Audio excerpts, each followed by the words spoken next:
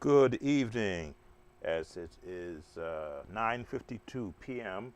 on Saturday, July 27, for those who will be seeing the live stream. Welcome, buddy. I am monitoring what's happening on the channel best I can with my iPhone because I'm using my iPad for something else. I hope everyone has had so far a good start, great start, I should say, to their weekend. As you can see, I have been busy with a lot of viewer requests, and I wanted to get this one done. I didn't know if I was going to do it live or do it with a as just a video, as I did with the piano version. So I thought to do it live because I'm also recording this so I can take snippets from it if I have any real special moments. So we're happy for those that are watching.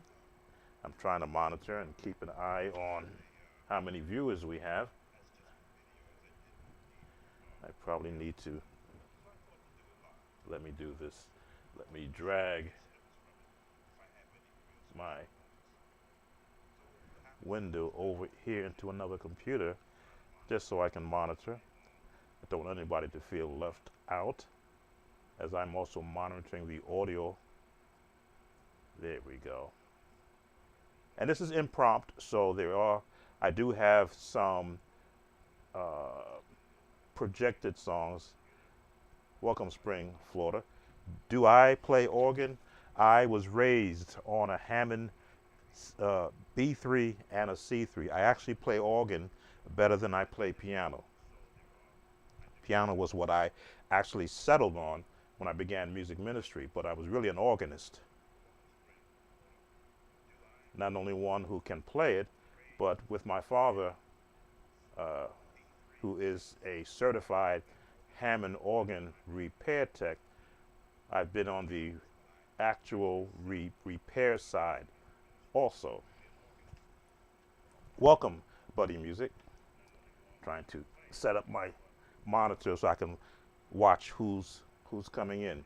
So, congregational songs.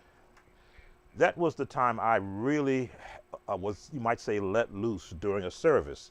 Now, usually when you're playing on Sunday morning, you are locked into a set program. Whatever songs you rehearse with the choir, or if a actual guest soloist comes in, and in some cases, if the local minister or pastor, if some may use it, might have his favorite song, which is usually based upon a hymn, then you were locked into, you couldn't go so far out. But when it came down to Sunday night, which was, our old late pastor would say, in the morning you worship, in the evening you praise, which means that's when you let your hair down and you let the praise music roll out. So you see, I don't have any drawbars put out because this is all about instruction also. Going to play a few songs. I won't play them too long. I've got my rhythm set up for congregational style rhythm, but I can also change it. Why am I seeing a, oh, that's because I got this here.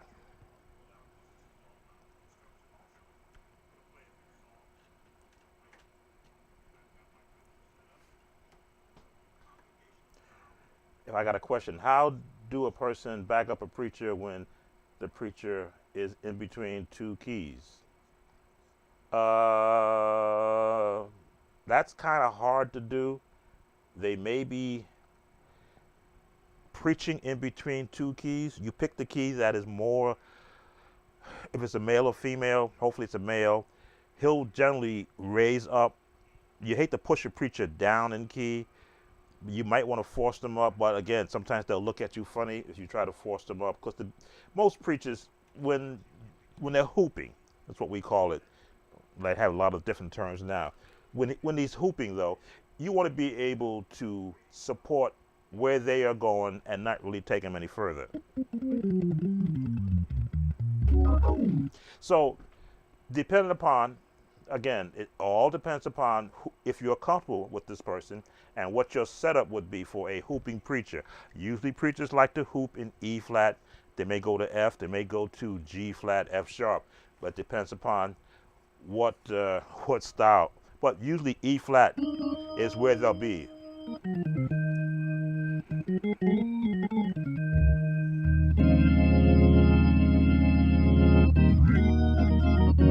what you want to do is help them establish a floor.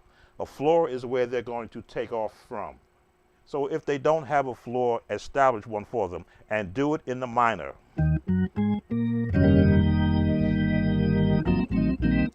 Give them a floor. There we go. And you got to think jazz. Let that bass pedal hang right down there.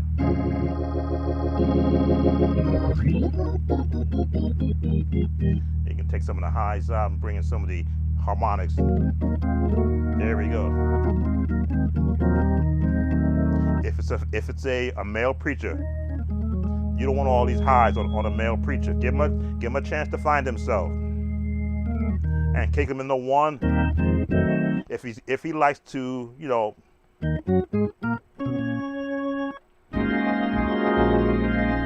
take him on that 5 and take him back down to make sure that you're down in this area.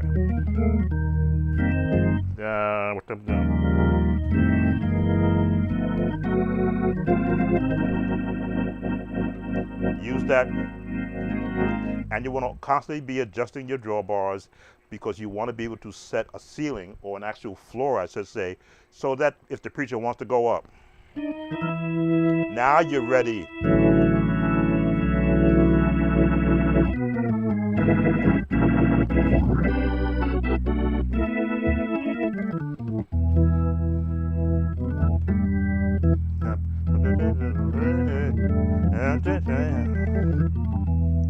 And now that's if they go to E. Now you say if they're in between, it could be in between the E and the F. Just give them what they need.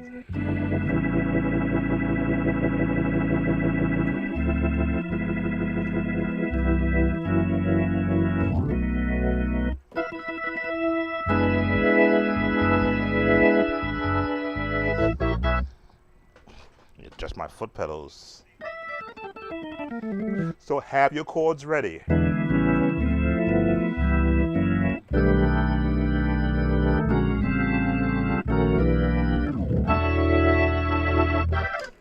Because the organ allows you to create a new instrument every time you pull out or push in drawbars.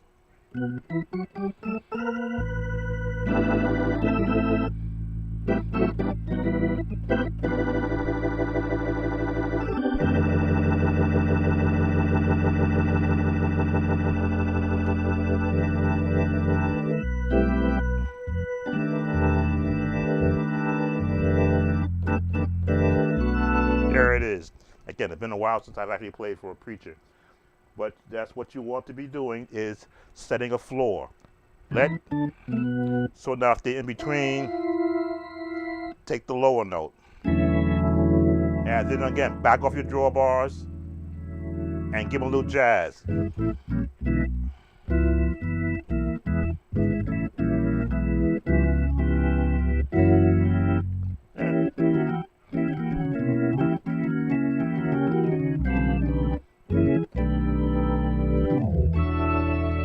And don't be afraid to go to E minor. E minor is G major.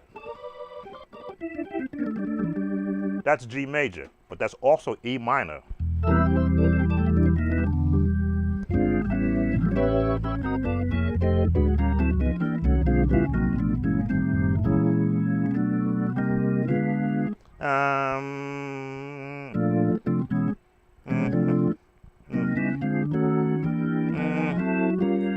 There it is. Because generally, once they get worked up, they'll go up. Now you're in F, which is more comfortable. Now you can open up your drawbars. A lot of musicians like to start playing like this. All the drawbars open. Now that's when you're at the high part of the service, when it starts to take off. But from a music standpoint, you always want to have the space to adjust.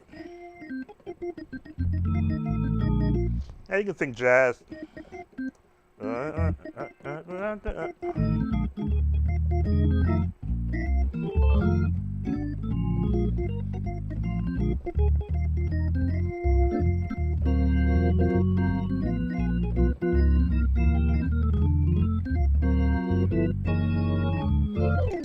You can use those chords for the preacher also, but have the actual dexterity to know that you can jump to those chords.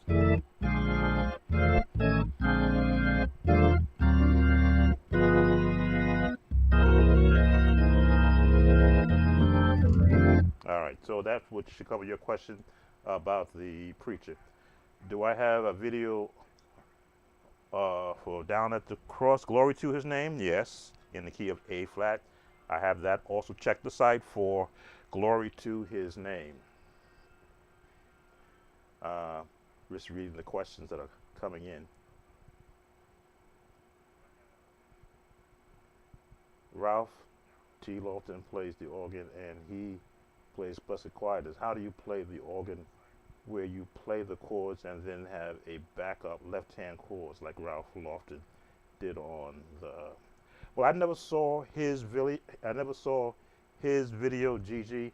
And thank you for those who are coming in, you are free to leave a comment. In fact, I forgot to link this page to my YouTube channel, so give me a second to share that.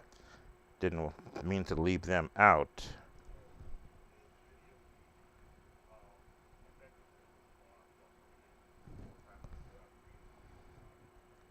Give me a chance to share this. I'm not on my iPad, I'm on the iPhone. And where is the share button at? Should be a share button right here.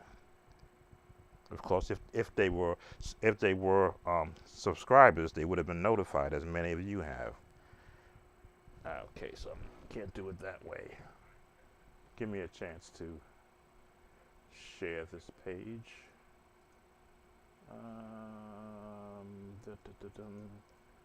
Gotta do it the old-fashioned way.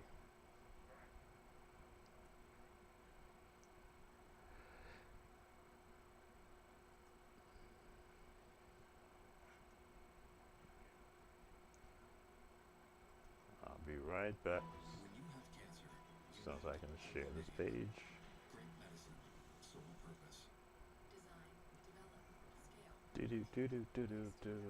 Post on Facebook. Of course, there are organists who are there also. Okay, so that is being shared. I can close this down. All right, so we are back.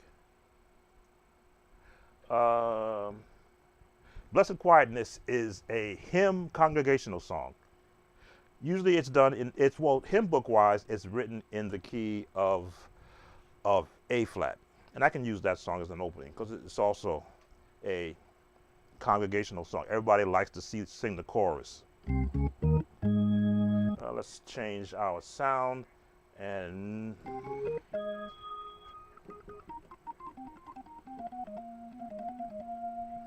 shouldn't be hearing any harmonics.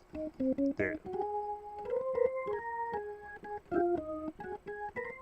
So you know I'm very big on scales because scales help me to understand where the melody is going. Melody helps me to understand what the bass chords are, and then the bass chords give me an understanding as to how I adapt extended chords. Now you see I have my foot pedal now becomes my bass. So my left hand does not have to play bass totally. It can now support the right hand with melody.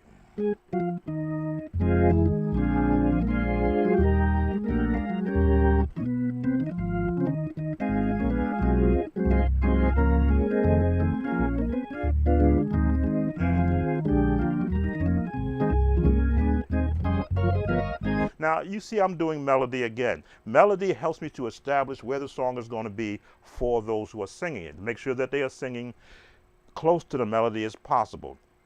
I can now branch off of that when I got, wow. I can now branch off of that when I have a good rhythm going.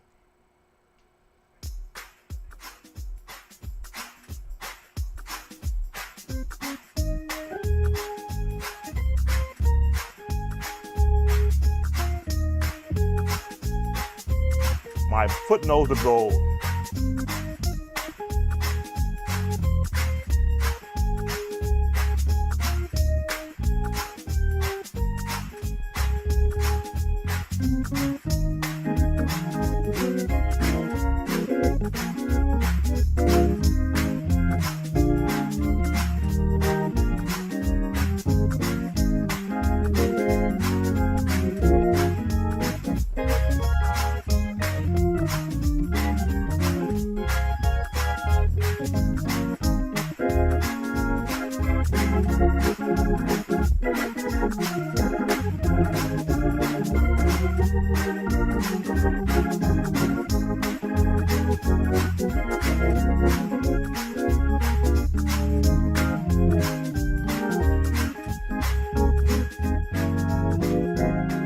So now, as the song is in motion, usually the congregation loves to repeat the actual chorus part. I now can branch off. I can now look for jazz tones to support the melody. Blessed quietness.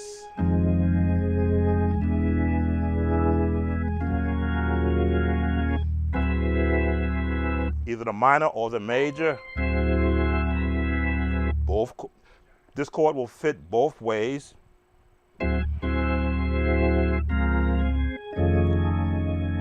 This would be the 6, right? 2, diminish on the 4. You wanna know what the left hand is doing?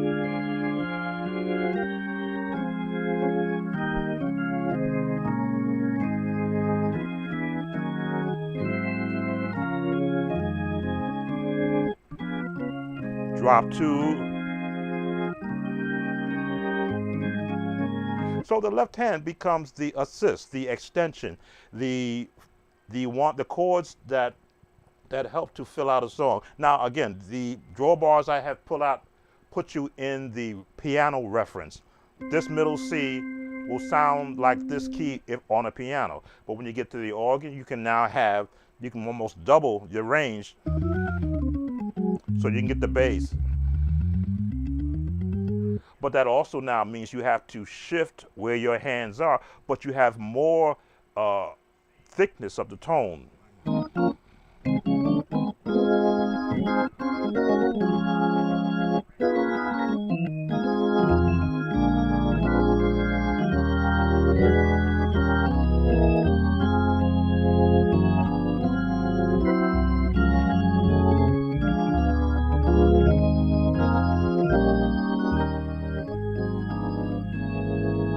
And I call the advantage the organ gives you is that you don't have to repress the notes. You just keep holding the notes you want to play and then add the rest of your notes into it.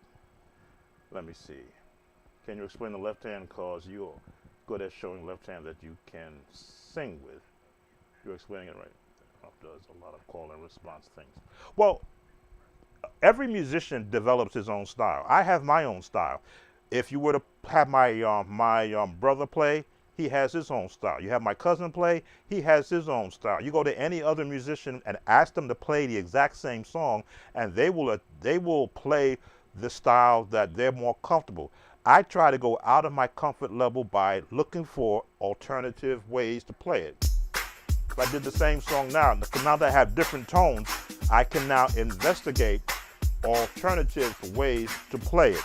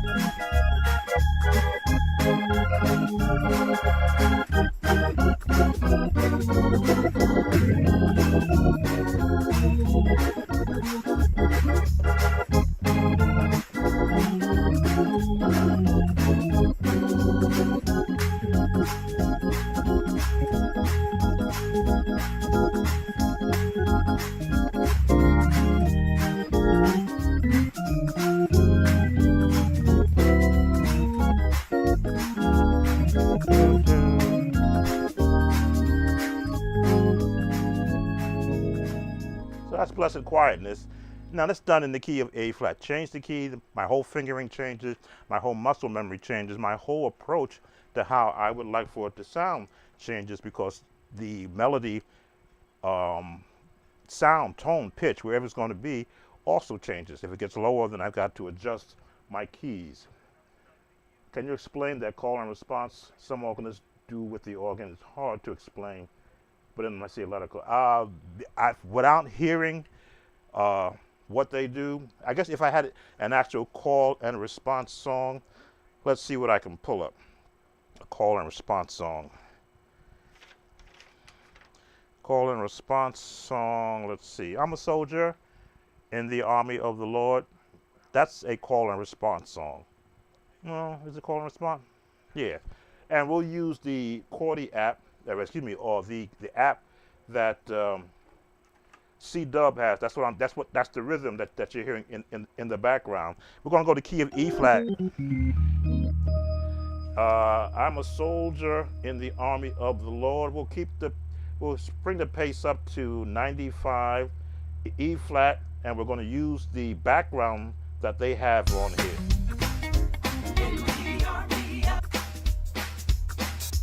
I went a little bit faster. A little faster than that. In the army of the Lord.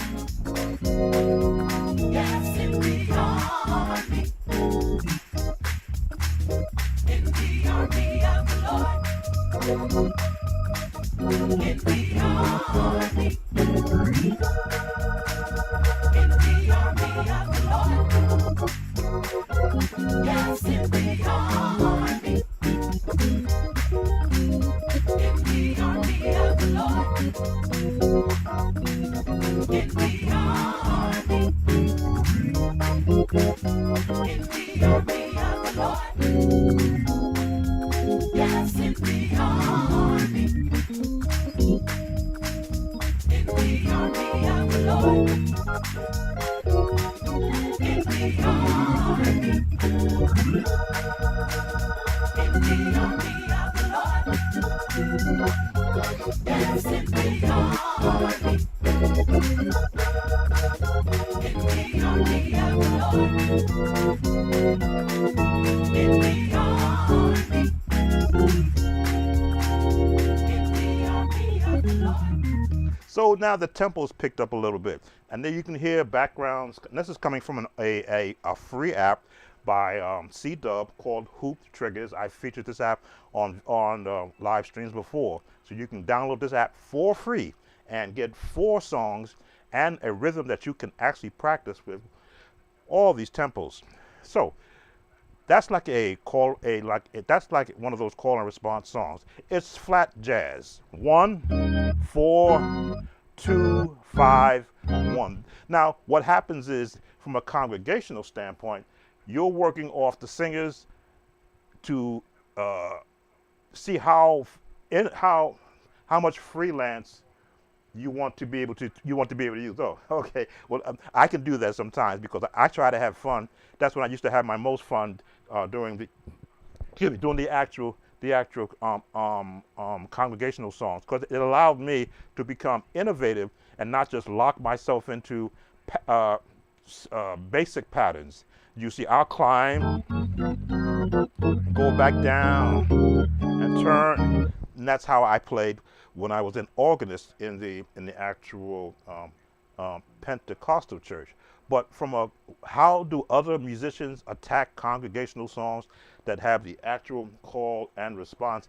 I can't speak to that because I've never heard them play. I know what I do, and I'm in this setting. Put me in a church setting, I'll probably be a lot different, because I always try to gauge the audience and the people who are singing, how well they are responding. Now, having this actual rhythm in the background, I wish I had it back in my day for those people that could not clap on the 2 and the 4. That 2 and the 4 clap is, you got to have that.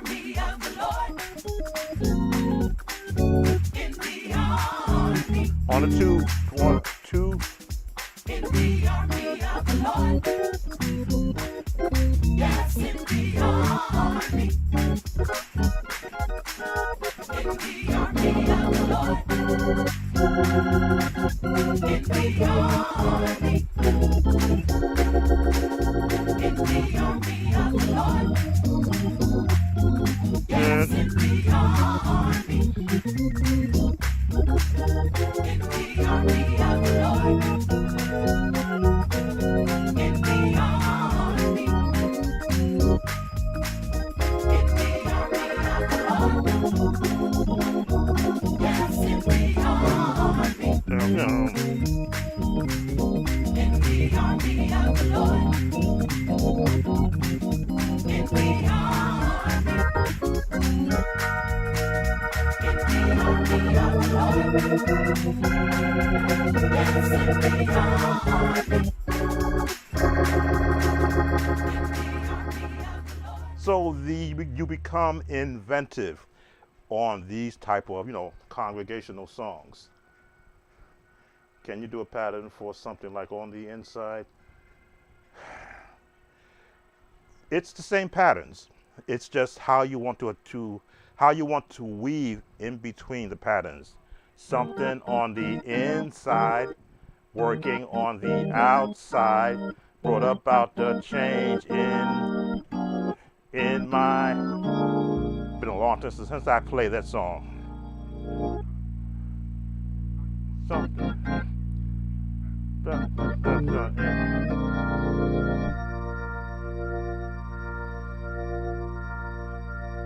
I need a pattern. That's a little too fast. Because this song is almost like how can I put this song? I'm trying to put it into an actual box. It gives you the vibe of a children's song.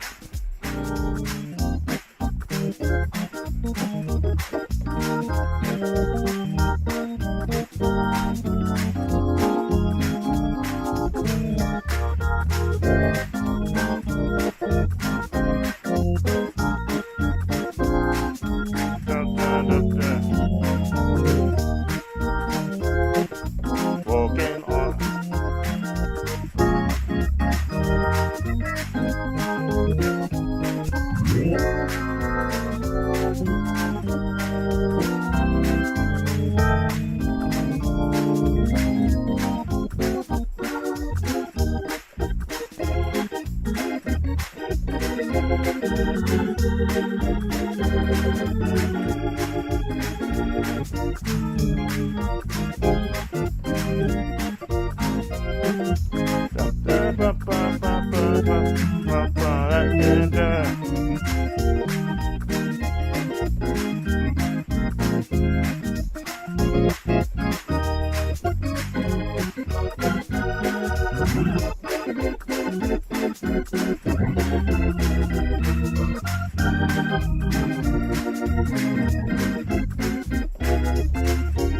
So, and again, I haven't played that song in decades.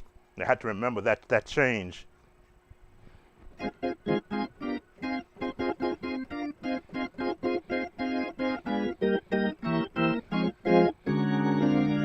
Which is why I stress learning scales, because all those chords are based on different scales.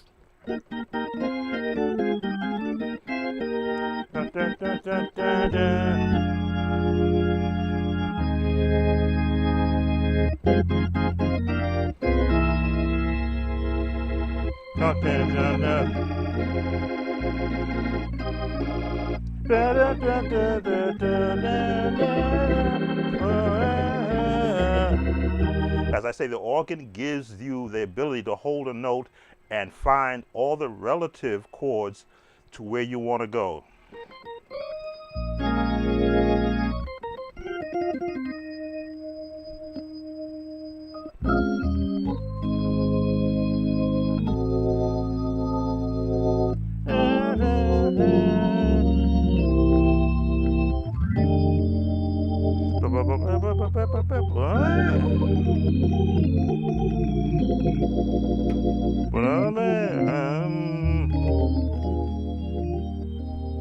Oh, welcome, Nathan. So the pattern for something on the inside, you're going to be in the one. But while you're in the one, you're doing the umpa, 5-1. Let me slow down my rhythm. Because it's all patterns. It's all patterns. 1, 5, 5, 1, 5, 1, 5, 1, 5, 5. Go to the 3 or 2, to the 5, 3 flat, 3 2 flat, 1 5. If you want to do chord, if you want to do melody, 4, the sharp 4, 2 3, no 2, no 6, 2, 5.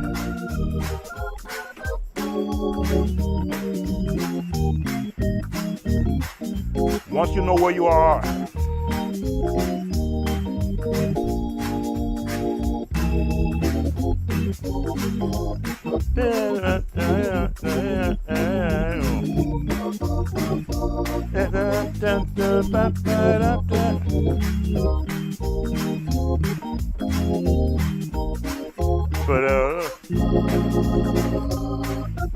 go to minor on the 4.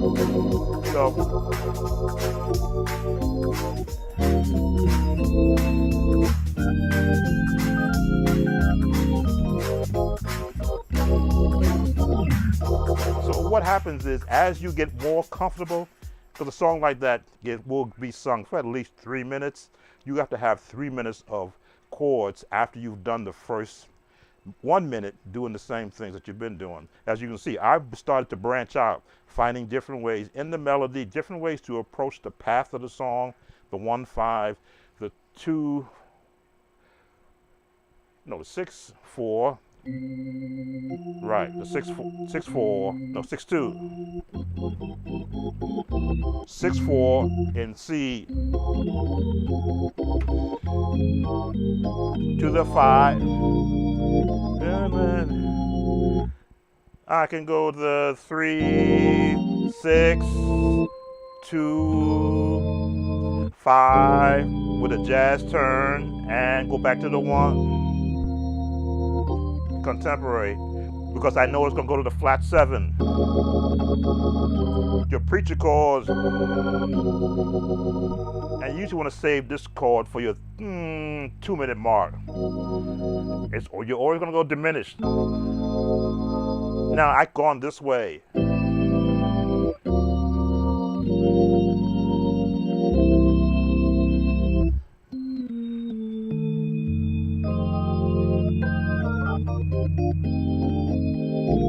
That's your 2, the F, to the F B flat, which is your 5.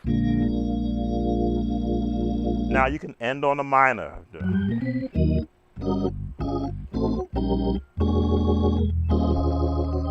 And end right there. Let's see, I want to make sure I didn't miss any of the questions. We're going to cover a few songs tonight. I've got time. Let's see, call and response I covered. Blessed quietness I did cover. Let me see. I like the person would play the chord, then he would repeat it with a tritone. Again, tritones are just extended chords. That's a tritone, which is the flat of the scale. That's the major 7, that's the flat 7. Again, I've covered this on the piano side. In the scale, you have 7 notes. Change any one of those, sharp or flat, any one of those 7 notes, and you get a different sound. Flat the 3rd, you get a minor.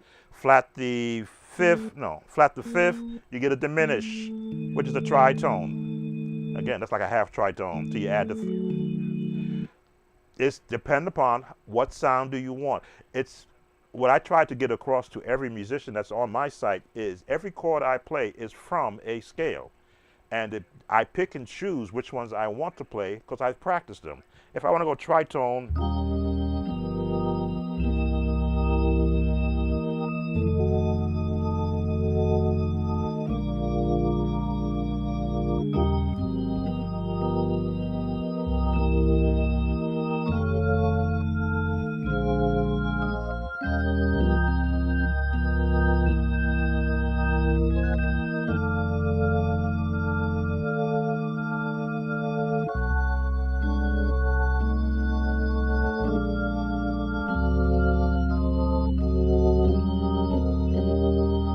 I'm there. I'm taking my time picking them because I'm looking them over to see what direction am I going. And all I'm doing is doing this. Let me see.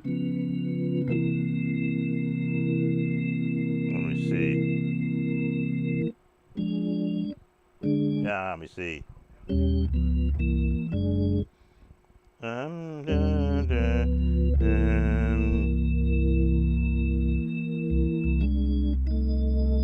There it is. There it is. And I'm just revolving around a set of notes that are flatted from where they go.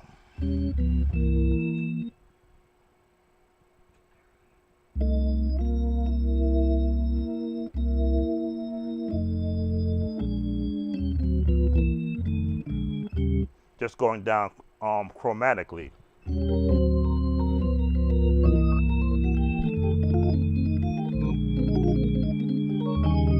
And I just went down chromatically.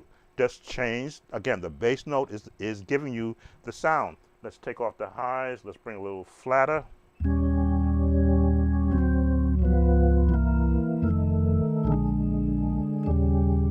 Just going down chromatically.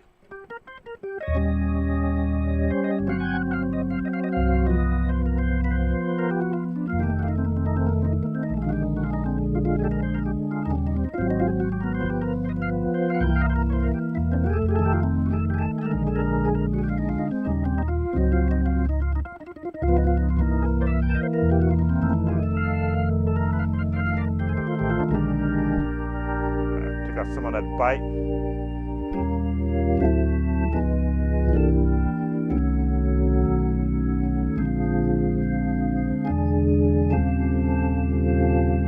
Here's my tritone right here. I'm just applying a different set of chords to it. So tritones are not hidden from you. They've always been there. It's just you're looking to look where you want to apply it for what type of tone or sound do you want. Let's make sure I didn't miss any other questions. I immediately call and respond. Someone would play chords, and then the person would either repeat a chord to fill that space while I was requesting. Okay, I still don't understand it. What would be a fill chord? But that's okay. I've been out of the Pentecostal church over 25 years, so it may have changed from my day. Can you do Victory Is Mine, D flat? Okay, that can be one of our congregational songs, and it is on the app here also. Let's see how well it sounds, because I'm changing the key. Let's see. Let me do it without the vocals.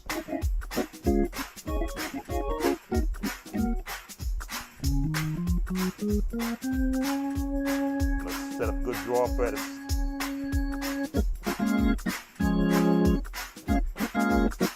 Victory Is Mine. Now, I love three-part harmony.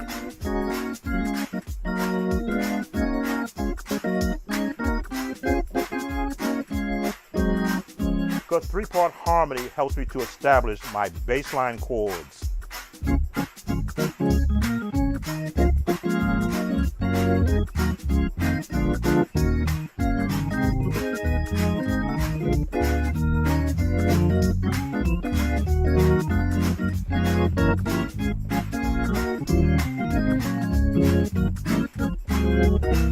So now I've established the melody, I've established the baseline chords, I've established what style I want to use. Yes, I have tritones in there, I have movement, I have jazz in there. Let's bring in our background vocals. Come on, background. And today is mine.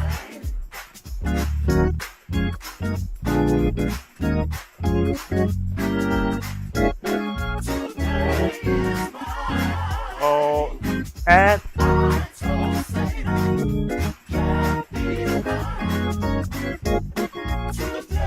is mine.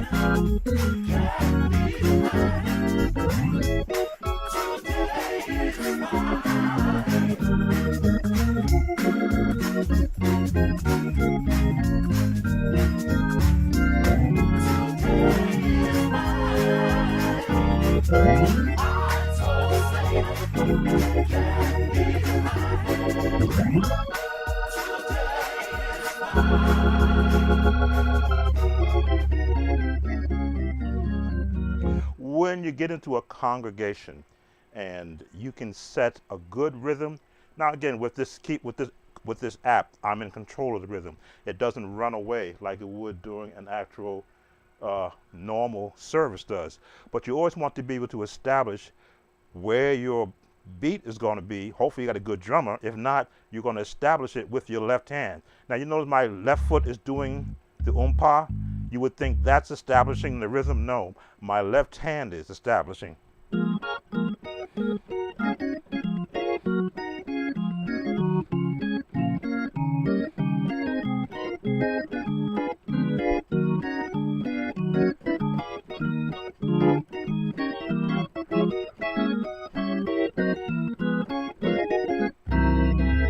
My left hand is establishing the rhythm. My foot pedal is giving me the lowest note. If I go pop, pop, pop, pop, pop.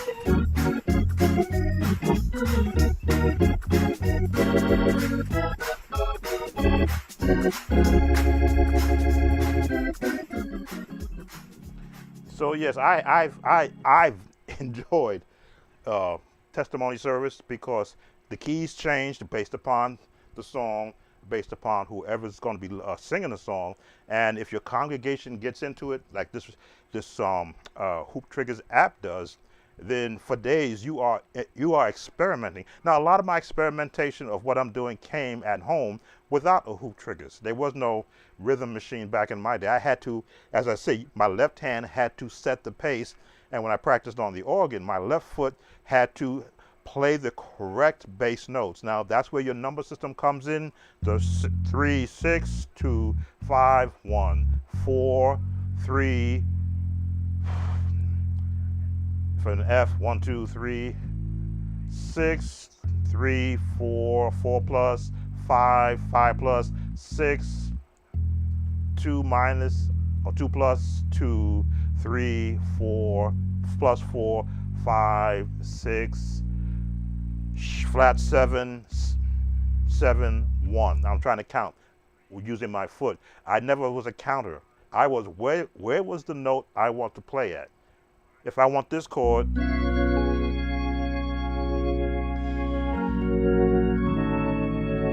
that's where I want my bass to be because of the chords that I'm actually selecting.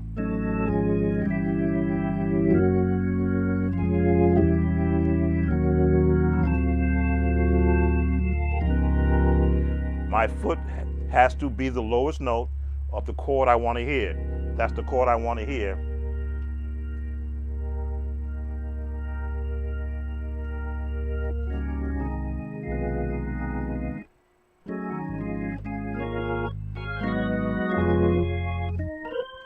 So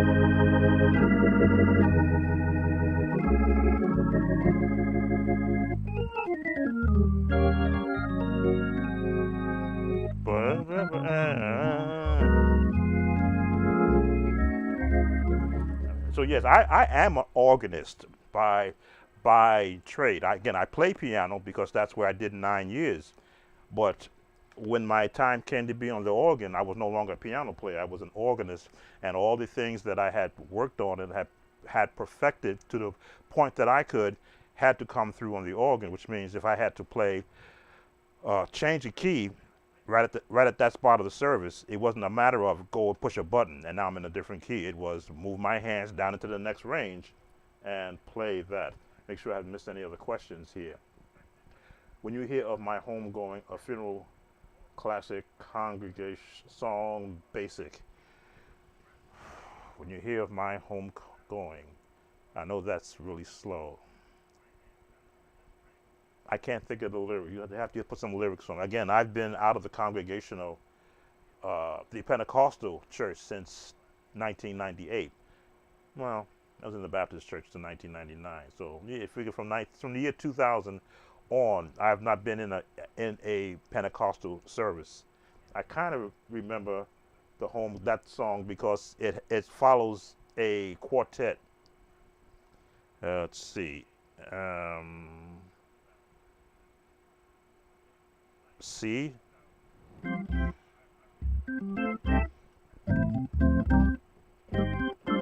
Minor.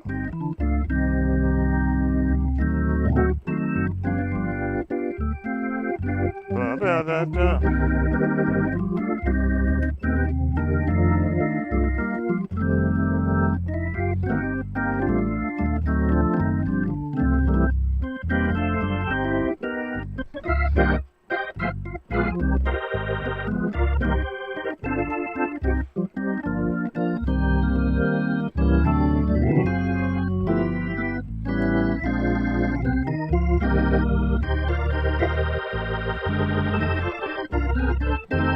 Ba, ba, ba, ba, ba.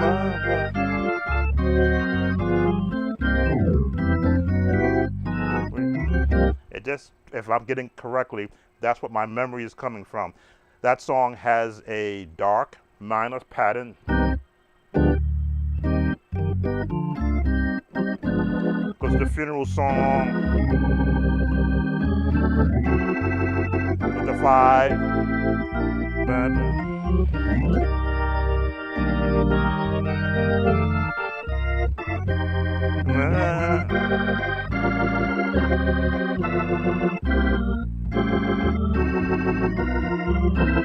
That's, again, if somebody were to start singing it, I would hear what their vocal inflections would be, and then I would match the chords to it. When you hear my homegoing, don't worry about me. I'm just another soldier on my way home. I have to hear the melody. Again, I am guessing at it right now. I'm probably playing the wrong melody and the wrong notes because I have not heard that song sung in a while. Have you ever seen Glenn Gibson on the organ? Welcome, FM 100. Yes, I have. Yes, I have. And he has developed his style to where he's on demand throughout this country. But that's when you're a musician who's on a mission. A musician on a mission won't restrict himself to just playing one particular way. Sometimes I think we church musicians, and I was one of them, locked myself into the church musician mode, but because I had a background in the theory of what the jazz tones sound like, I kind of broke away from it because I wanted to hear the jazz minor scale.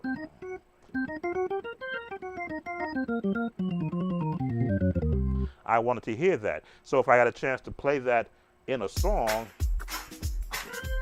no,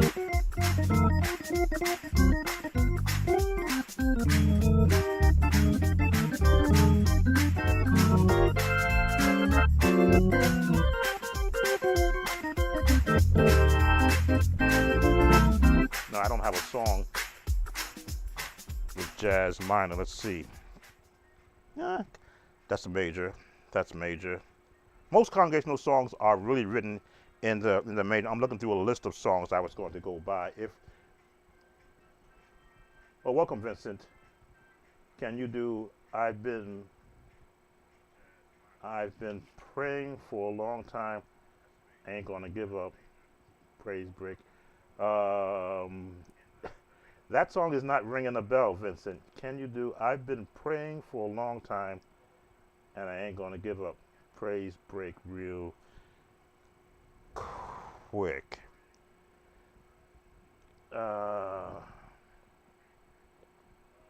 Do you do the Jaden Arnold style? Springfields, I don't study other musicians' style of playing unless it's on an album. And if it's on an album, it's attached to a song. I don't have, let me how to put this, I gotta be correct with what I'm going to say right now. I'm not a fanboy. I don't follow musicians because I want to learn how to play like them. I want to learn to play like me, which means whatever comes to my mind, I wanted to know that I can actually execute it. If I want to learn a classical song, the way it opens, I will spend that time trying to learn that classical song. Now, the organist, of course, is a whole different instrument, but it doesn't mean it's not the same notes. They're just spaced differently based upon your actual drawbar settings. So I can appreciate the level of musicianship all these great organists, from Corey Henry down. Again, I've often said, I saw visibly my own eyes at his church, saw Corey Henry at 5 years old playing in the key of A flat, chords and bass with his left hand, and I'm looking at him playing like, this is not right. How is this 5-year-old playing right hand chords? He couldn't reach the foot pedals, but he was playing running bass with his left hand. So I'm one of those, I couldn't believe it with my own eyes. So when I see where he is right now, and this is talking about Corey Henry, I saw him when he was on his way up at 5 years old. If he had stayed in the church, he would never have become who he is. I'll put it like that. Yes, he was still a great musician in the church, but he was indoctrinating his ears with other styles while he was a church musician. But he would never be for me, my own opinion, which can be, it's like what they say, everybody's got a behind, so just like an opinion. In my opinion, if he had stayed in the church up until this point of his life, he'd be a great church musician playing every church song out of this world, but he never would have reached the heights he has being outside of the church and being influenced and exposed to so many other different styles. And that is not to say that I'm not a great musician. I'm not. I'm an accomplished church musician. I can sit and take over any service. If I walk into a church and they're doing I'm a soldier in the army of the Lord and there's no church musician there, I could walk in and without a hesitation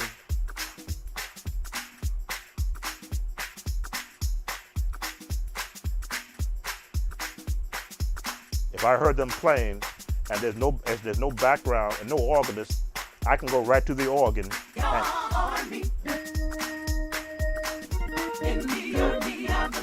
and have no problem.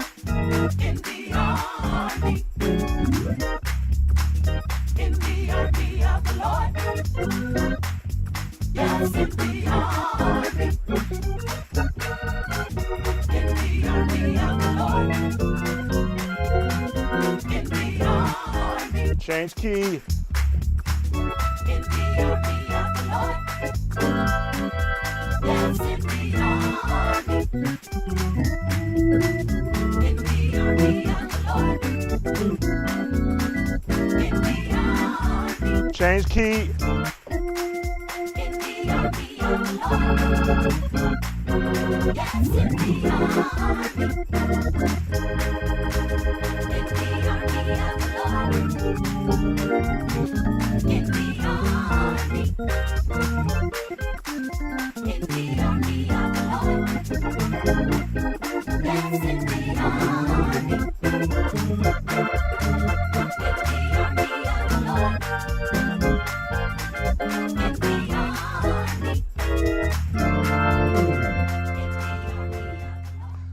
I'm an accomplished church musician. I'm not afraid to change keys in real time because that's what I've had to That's my experience. That is my background, supporting a church service. Opinions are subject to wrong. Opinions are subjective, and if it's not wrong to have them. No, not again. There's nothing. Uh, uh,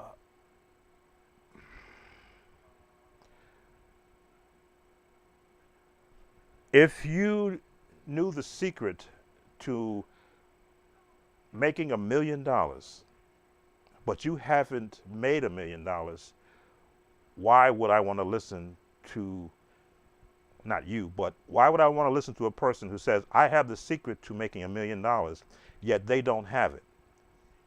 I would lose time, valuable time in my life, listening to someone trying to advise me on how to do it, and they haven't done it. So when I sit to the keyboard and I show you chords, patterns, runs, progressions, and I haven't done it, it would be unfair to you for me to waste anyone's time showing them, telling them, oh, you need to do this, yet I cannot show that I can do it. So an opinion, as you say, it's good to have one, but sometimes you may be called out on it. You may be required to, let's see the value in that opinion. So I'll talk about playing in G, and you go, well, anybody can play in G. I says, well, not everybody can. Most musicians who practice in G can play in it.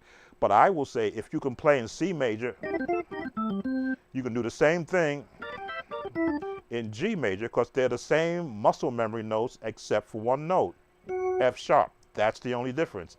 And then demonstrate the show.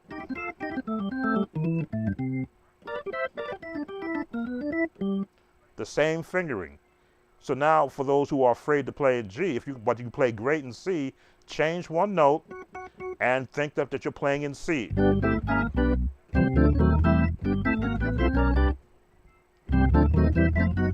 Same fingering except for one note. Playing in E major is the same as playing in C sharp and C minor. They're the same exact notes, scale-wise. So if you can play in C minor, or if you can play in E flat, you can play in C minor. Why? Because it's the same notes.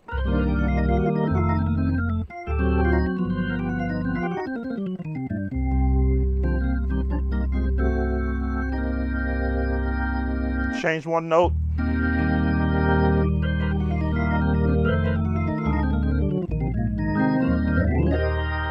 That's all it is.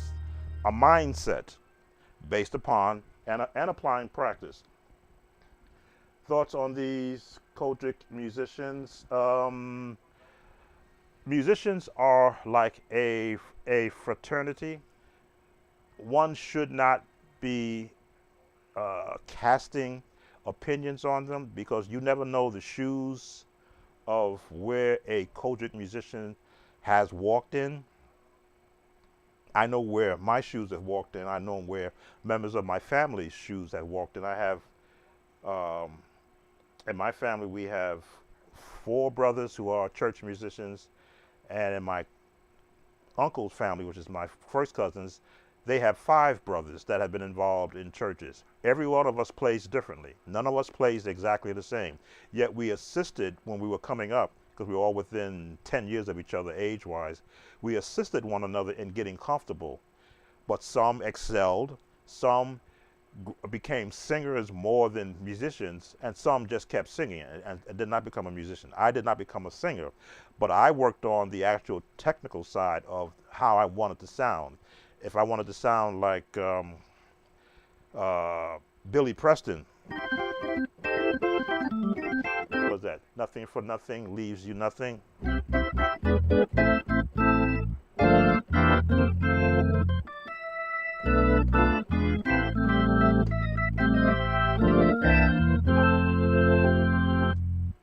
Yeah. I wanted to do that so bad, and no one would show me how to do that. The rest I can get.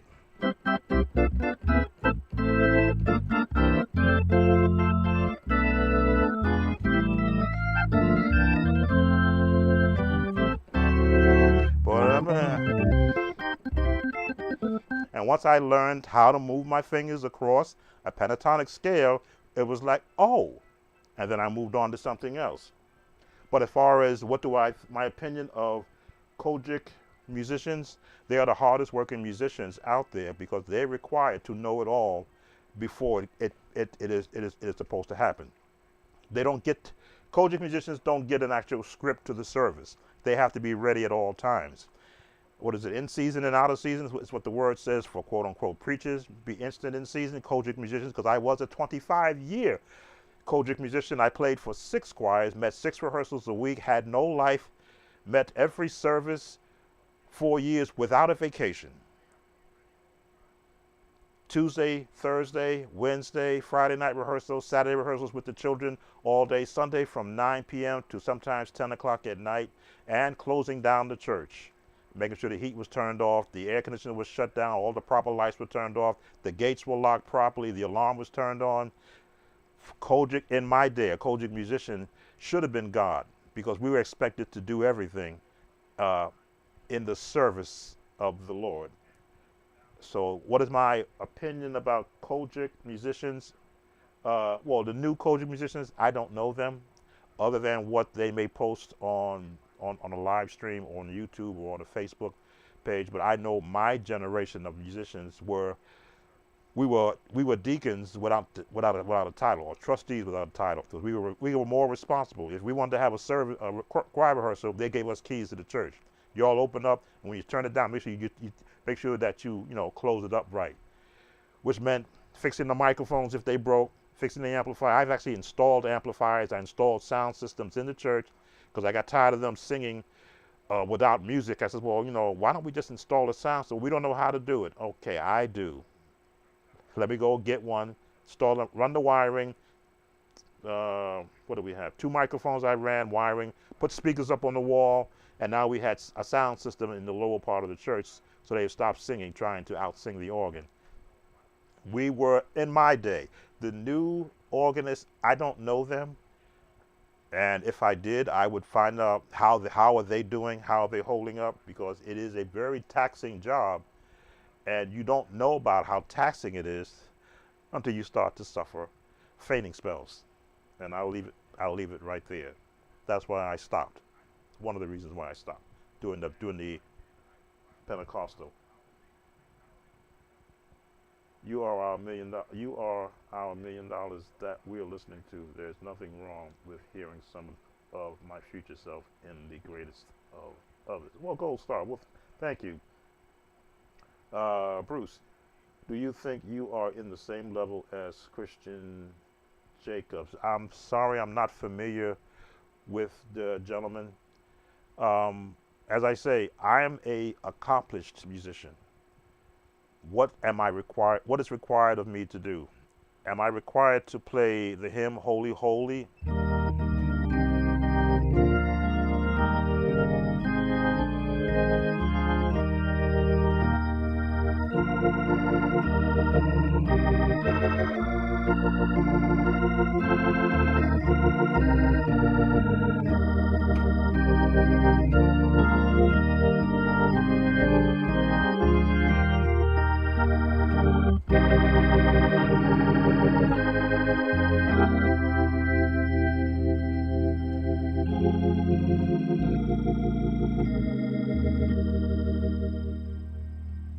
If I'm required to be a hymn player, then I'm a hymn player. If I'm required to do gospel,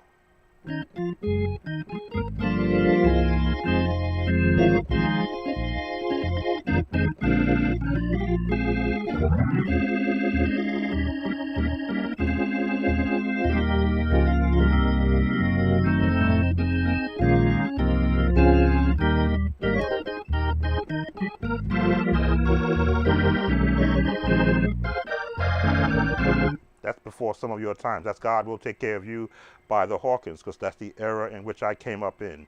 Or if I'm required to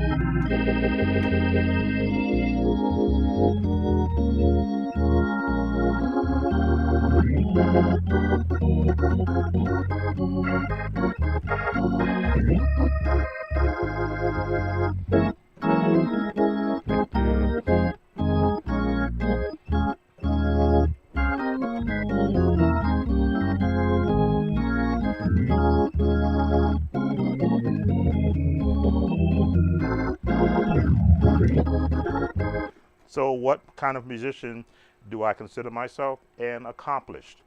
Pick a song, pick an era, pick a title, pick, if I don't know it, I can actually learn it within 45 minutes to an hour. Within a week, I'll sound like I was on the album. Accomplished. That means I put into practice those things which I've learned over the years. What level comes after accomplish? Songwriter, composer, arranger. That's what comes after accomplish. Now, in the church world, that may be only local, unless, of course, you get an opportunity to join some of the various organizations like the GMWA, if they give you an opportunity, or the NC, whichever the one is. They just had their convention in Philadelphia, I believe. The Tommy Dorsey group. If you're looking to go to levels after accomplish, you have to pay dues, which means you won't get heard in these organizations. Why? Because the people who have gone to these organizations have the paper behind them. My paper is, in my coming up, I was arranging and writing songs from the age of 23.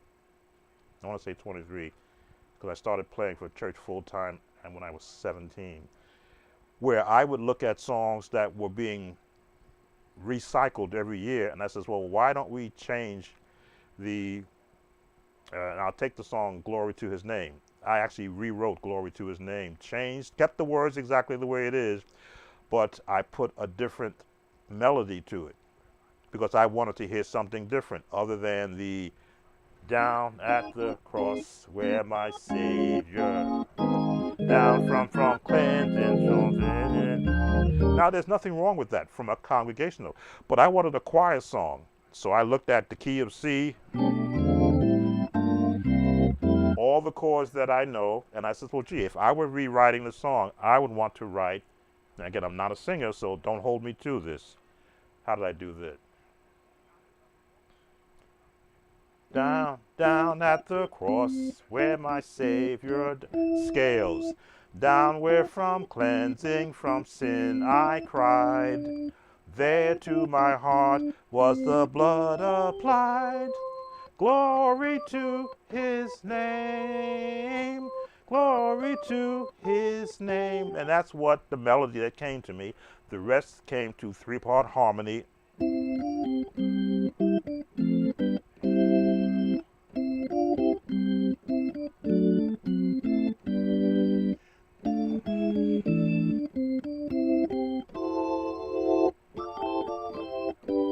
This is what happens after accomplish. So then now I had to apply all the other chords to it and put a rhythm to it. Let's see if we can pull up one from this keyboard that would give me what I want. Let's see. That's a good one. Right here. Let's slow it down. Of course, it was written for a choir.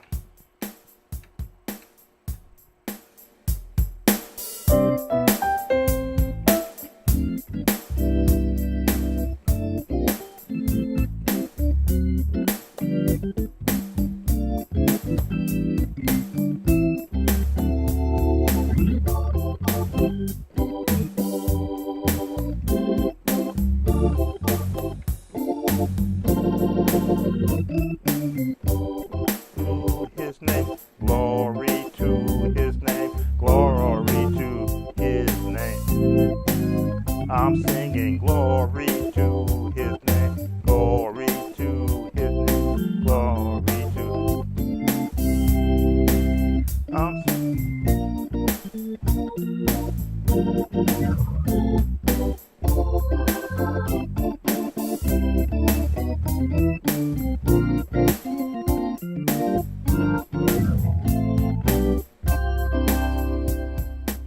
But where does that song go in the context of where I was? An offertory song. But I did copyright it because I knew the process of when you write a song in a church, if you play it in your church, someone in the audience is going to hear it and run off with it. You may think it's just an opportunity to just add to the service. Another person will go, it's an opportunity to go take a song to a convention, and then all of a sudden you're listening to an album going, wait a minute, I wrote that. That's how it happens. At least back in my day. It may be a lot different now. But yes, after accomplished, you are now in the songwriting mode, arranging, writing songs. With today's technology, you are able to create your own sheet music. I began creating sheet music probably in the middle 90s when I could afford a printer for the computer I had, and they had, I believe Finale was the first version of Finale is what I used to create sheet music of songs that I was writing, because I wanted to have a record of what I was doing, so that if in the future I was able to get a hold of some talented singers local who like to do productions, I could put those original songs that I wrote back in that day or in what we call a tangible medium, which was either cassette tape, again, we're going back, cassette tape, or the when the CDs started coming out. So I hope that answers your question. And once you get into that mode, now you hopefully can partner with networking with people who will see a value in what you're doing and say, let me introduce you to, or let me send you over to this person, and an opportunity will present itself so that you can further grow in the work of music, which will take you away from the church, yes. But then it's everyone else that's taken away from the church musically seemingly has done well in their careers. Bruce, I thought it was when a person reaches the pro level, that's when they thought they could write their own music. You can write your own music right now. Nothing is stopping you from writing. How many notes is the song Baby Shark? How many notes? I know it's a time delay if you want to type in. But how many notes is that tune, Baby Shark?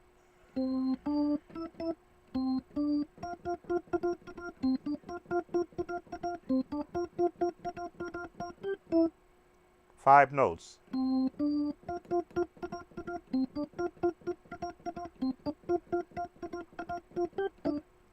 Whoever wrote that is still getting royalties anytime it's aired in a commercial medium. Now, they're not getting anything from me, because I'll look at that and go, oh, why wish I wrote that?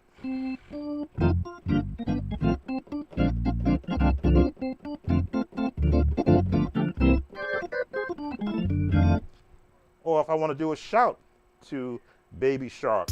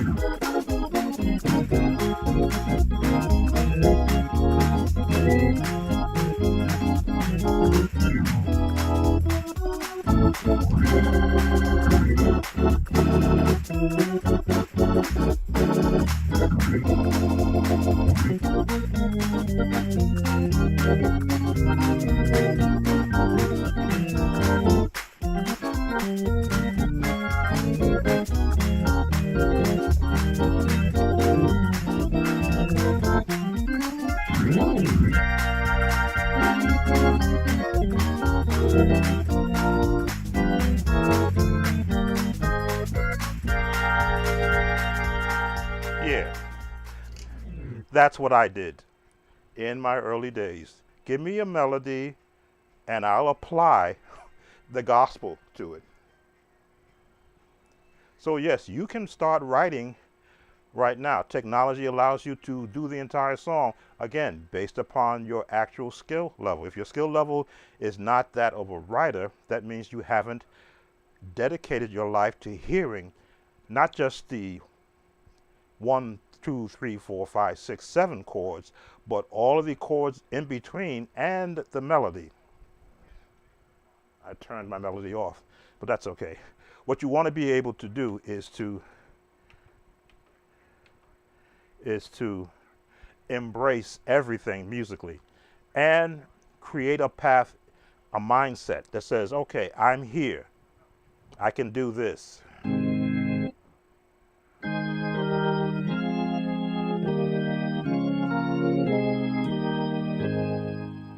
The threefold amen, that threefold, 1, 2, 3, 4. There it is. Sevenfold. Now that's good for service. But what if you were going to rewrite that?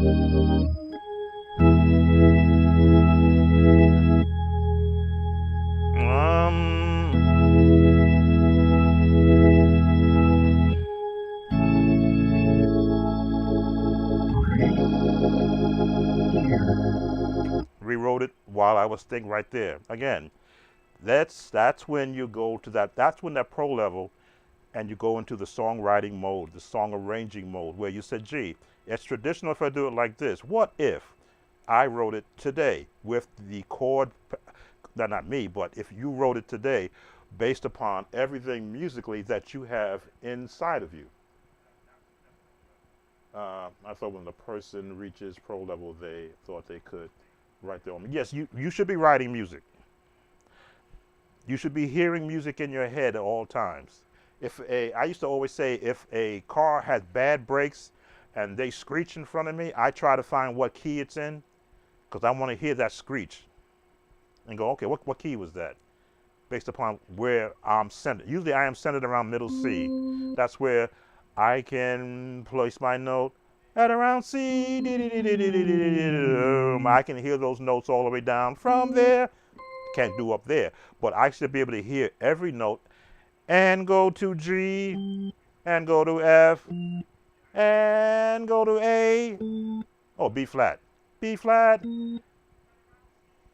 A flat, G, G flat, F, E, E flat, D, D flat, C. Again, I'm not a singer, but I have relative pitch. So now that I know I can get these notes here without a problem, I can hear where the chords are.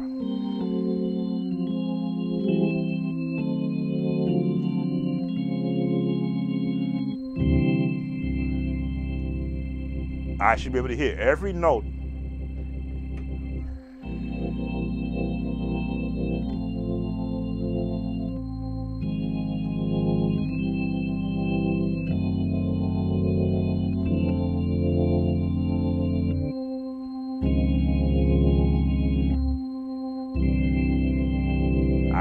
I should be able to hear every one of those notes in that range. Then when it branches out,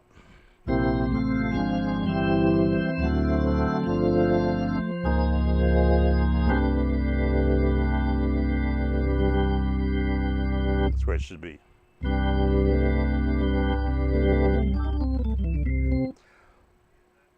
The pro level, all that means is that you have become proficient in being able to adequately and with efficiency navigate around an instrument. Am I 100% organ player? No, I'm an accomplished church organist. That's it. I can do a church service. If you were to put me in Yankee Stadium, could I do the Star Spangled Banner?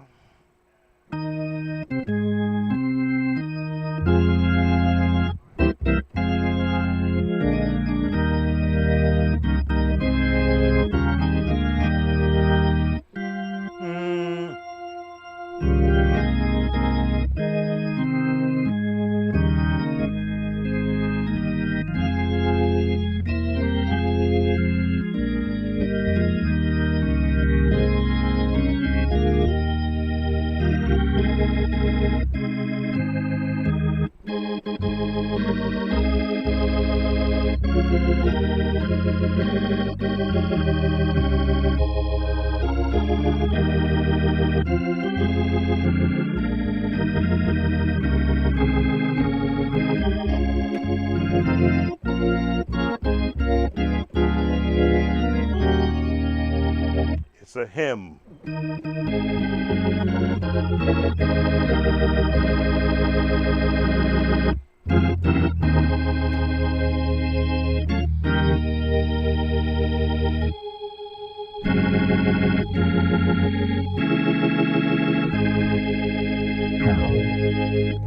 Yes.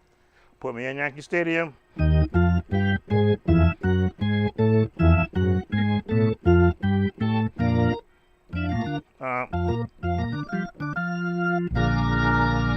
Yes, I could do Yankee Stadium.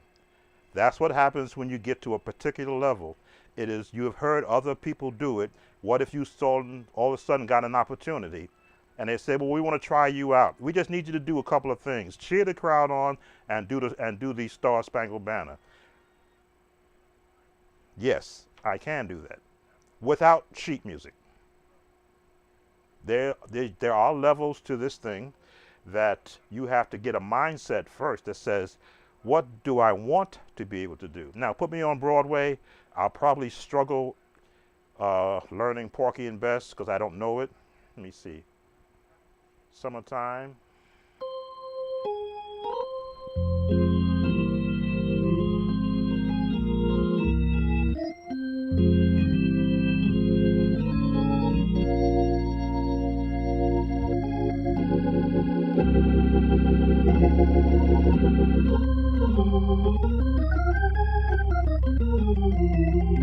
Find the scales.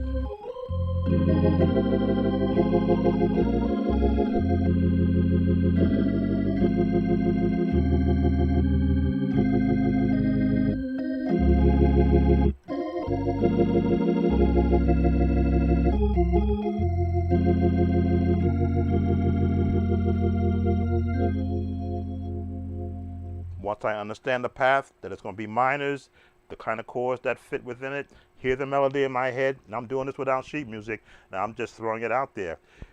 The organist is the #1 musician in any church because he can emulate different modes or different emotions out of the people who are actually hearing them play. That's why it's so important when you strive for the organist level.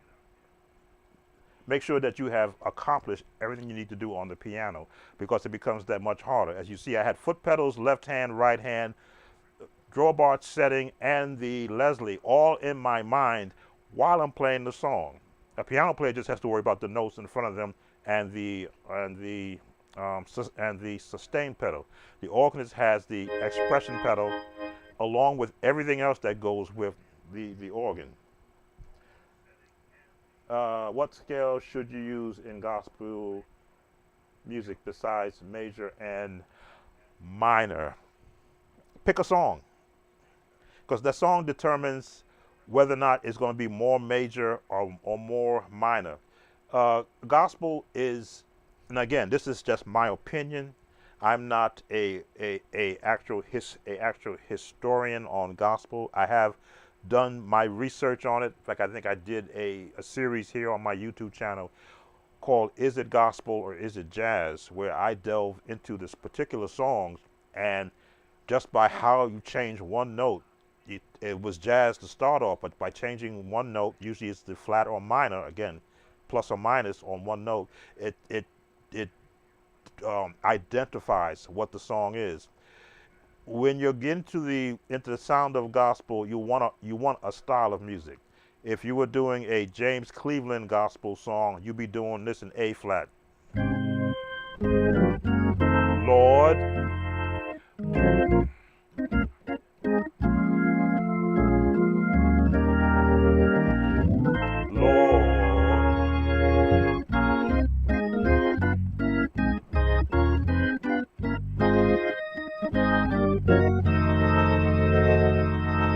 tritone, which means jazz.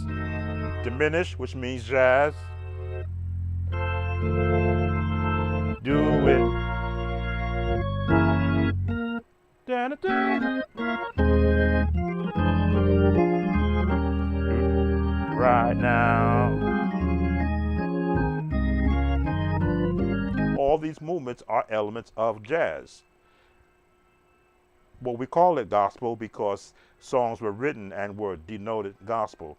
But when you look at every song, when you look at a hymn, would you call a hymn a gospel, or would it be how you play it? If you were going to do, let's pick a hymn that is traditional to everybody. Okay, Jesus Loves Me, in the key of Where Have I Not Been? Now go to G flat. A little high.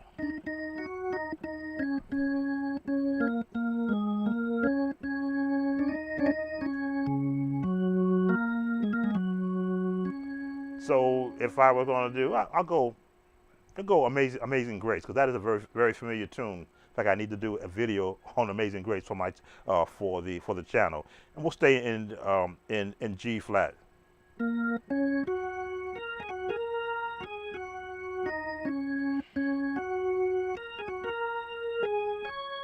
Very basic. Is it a hymn or is it gospel?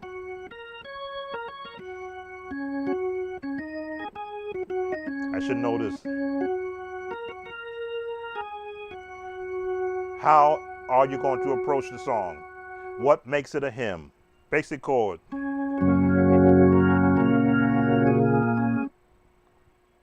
B flat. B major. Can I turn my head off?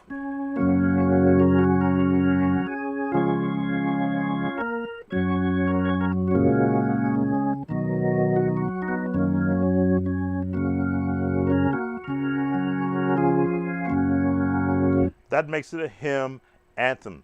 But now if we're going to turn it gospel, we're going to look at the chords and we're going to morph it and give it a beat.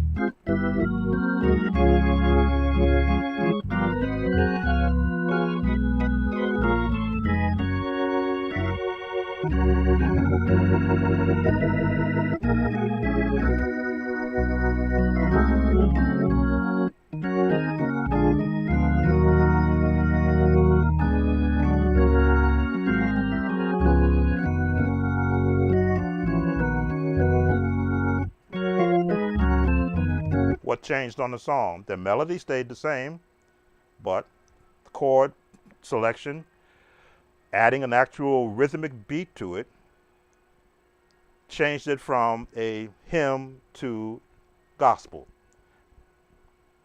So when you make the question, what scales or chords could you apply in gospel? There you saw me apply primarily seventh and diminished chords, no minors. I didn't go any more because Amazing Grace in a minor chord would sound out of place.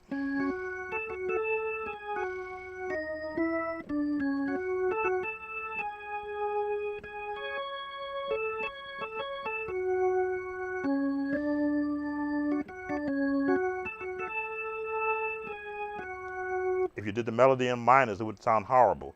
But if you look at the melody and apply a minor chord,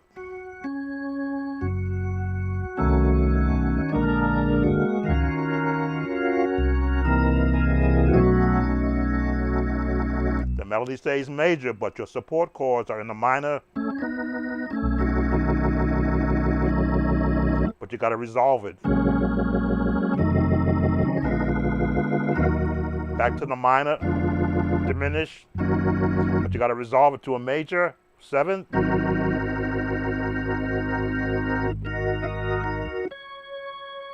Seventh, walk it up.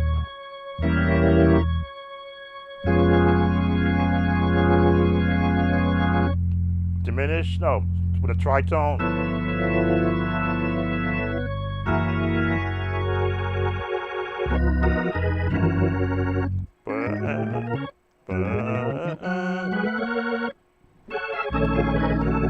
You can add an element of a minor because it's going to wind up resolving.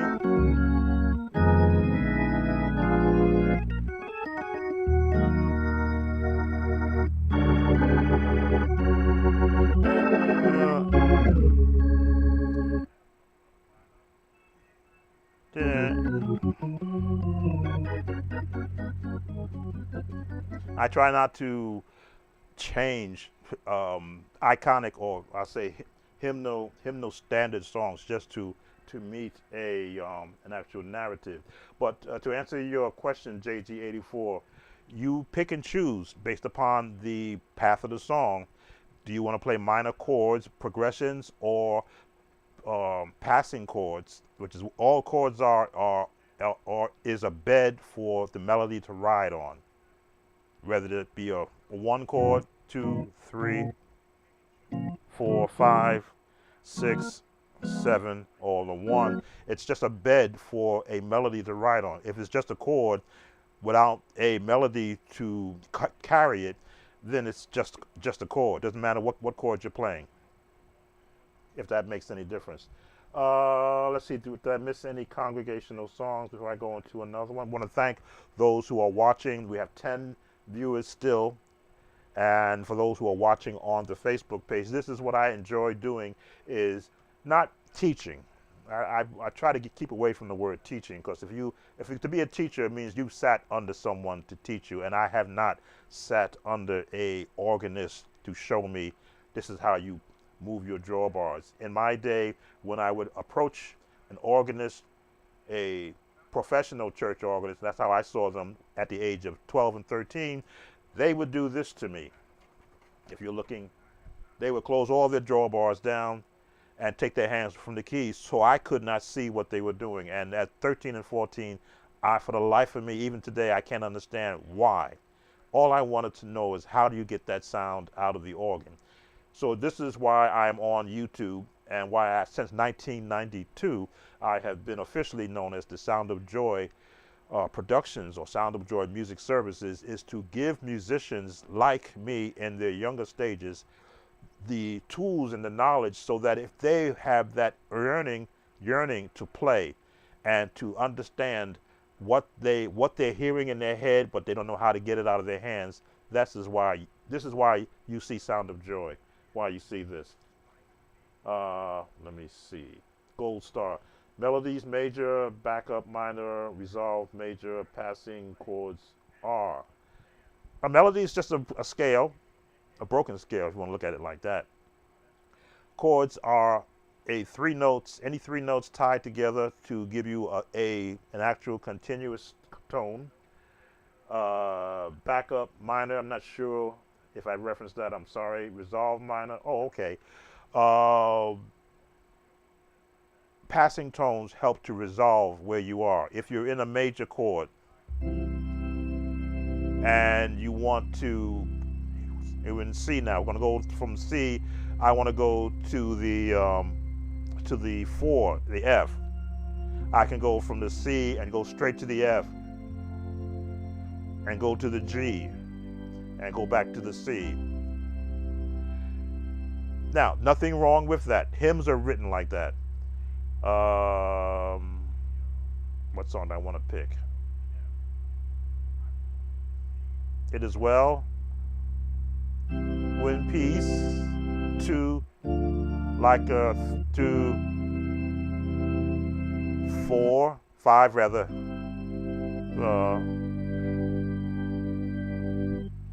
3, 2, 5, the 7, 1. I'm trying to count my foot pedals. That is a hymn book way of looking at the song. It is well, playing 3-part harmony. When you want to do the passing tones that are going to resolve, this when you go, when, peace,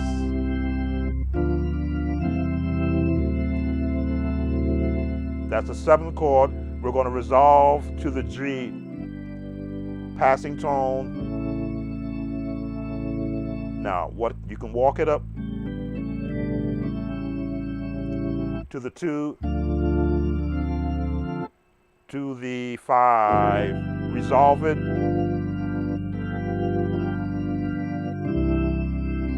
Now, which one sounded better? Which one drew you in musically? Which one made you go, The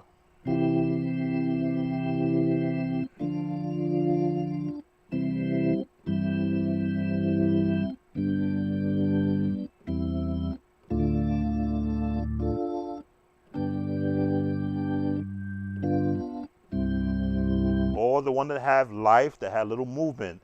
When peace I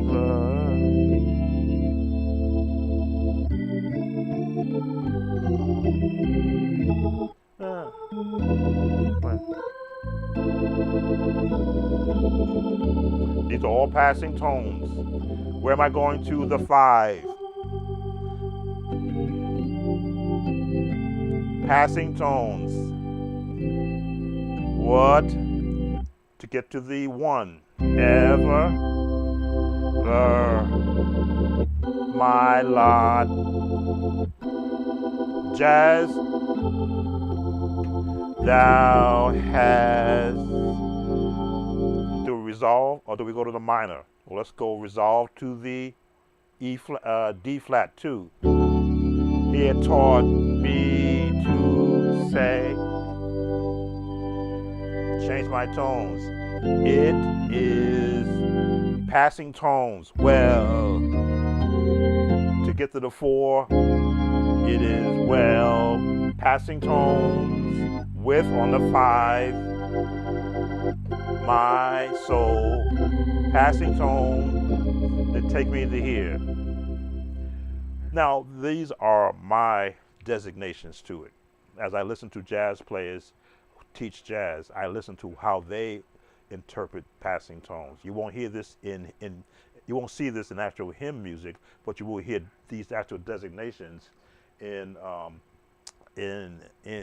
jazz nomenclature, which I am still learning, and I'm being taught by the professionals, just like you see me doing online, passing to you what I did as a church musician. I'm learning from professional jazz musicians on the internet, passing their knowledge, which is much more in depth than mine. Can you sing the lyrics to Gooby Fear's Destruction to any song? I'm unfamiliar with Gooby Fears. Sorry, I don't know that one. I like that walk up. Could you do a song from the Kojic Yes Lord?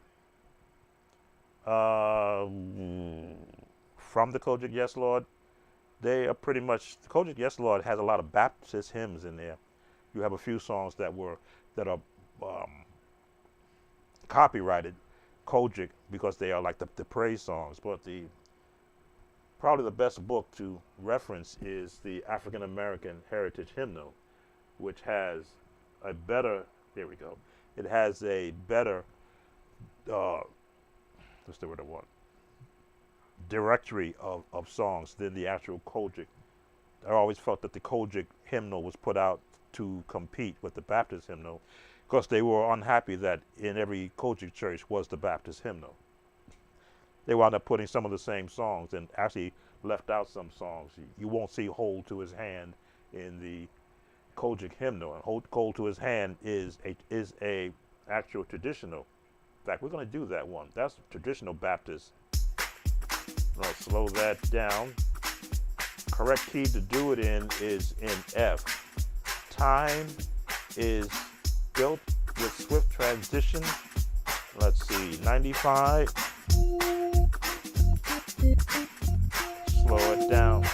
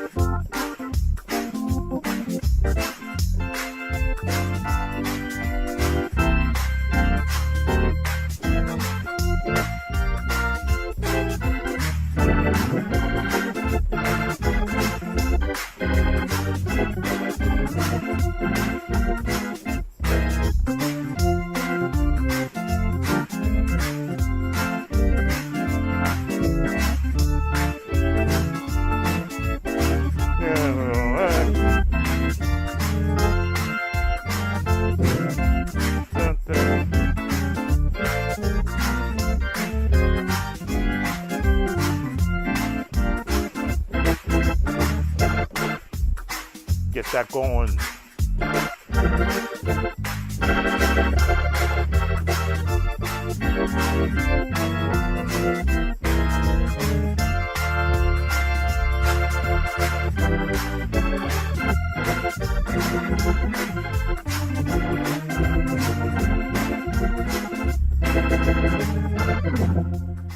Yes, you get a nice Baptist clap going. Where they get on the 2 and the 4 and they're singing Hold to His Hand, you have an experience ahead of you, because they'll sing Hold to His Hand. When they get to that Hold to His Hand, and yes, I'm doing jazz.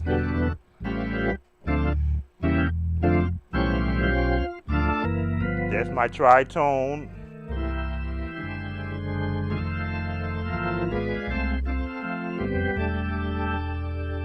This is what? The 7, 3, 6.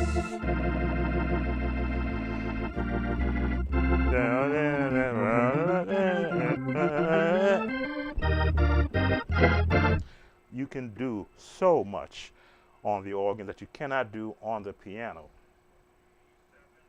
So much you can do on the organ that you cannot do on the piano.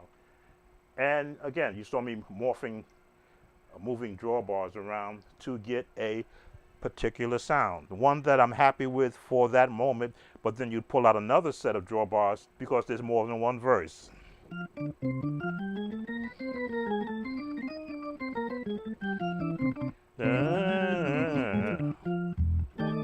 Let's see if it makes any questions. I always enjoy you playing. Oh, thank you. The second version of Passing Chords was clearly better. Oh, okay. Do you practice diminished movements or just songs, Zion? Because I have practiced for so many years, every time I sit down and play, I am in a practice mode. Again, I am a retired church musician. As much playing you see me doing right now, I actually did 10 times more when I was active musician. I would be in a book like this every 3 months looking for songs to introduce to whatever choir I had, or if the minister was saying, I want to sing this song because their sermon is going to be based on that song, I had to open up the book and look for the song. Walking Up the King's Highway. It's a highway to heaven, none can walk up there, key of E flat. I'll use that as my next congregational song. And if I knew that was the song that they were going to be doing, there's a high way to heaven. If I was unfamiliar with it, I would look at what they have here.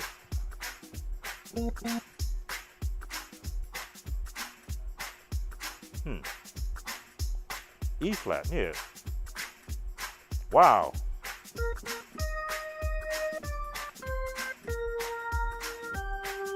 None can walk up there but the pure in heart. That's high.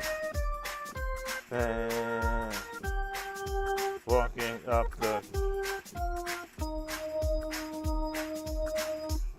So I would look at these.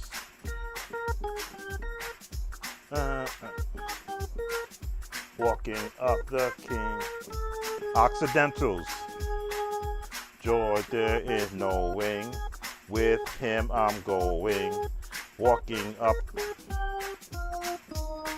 So I would look at it enough to guess, to not guess, but to see what is the path of the song, and then begin to imagine, envision the songs.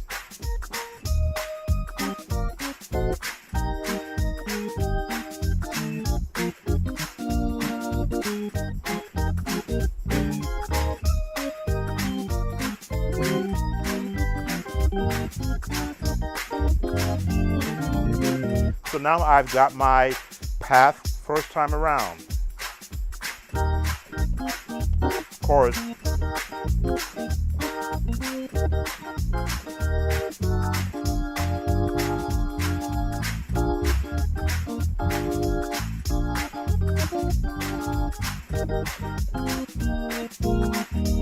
That's 3-part harmony, what your choir would be doing, but that's where I'm going to build my chords.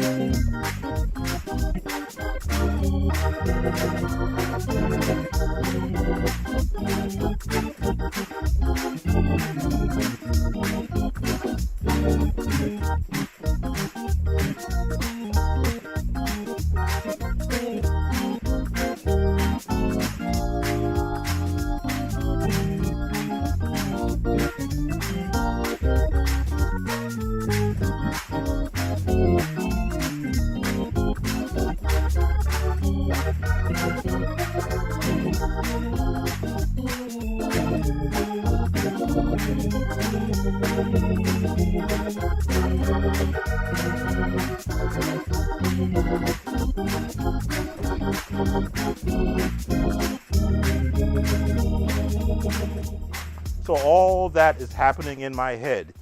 Once I got the melody established, once I've got the three-part or the harmonies in a standard mode, which is the number system, 1, 2, 3, 4, 5, 6, 7, right? 1, 7, 6, 5, 1. Now, back in my day, I didn't have a number system, but I did have the association of chords and melody and scales. And then I delved in on my background as a instrumentalist playing in a jazz band. So that's when I can throw in the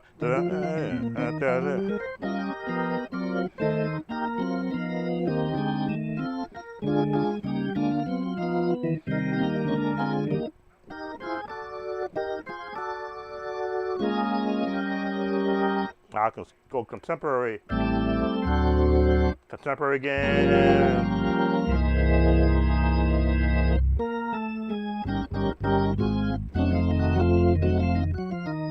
Again, work, both hands working together. And that's all the left hand is doing. It is assisting with movement or chords with the right hand. Let's see. Wow, it's really your left hand that makes the magic work.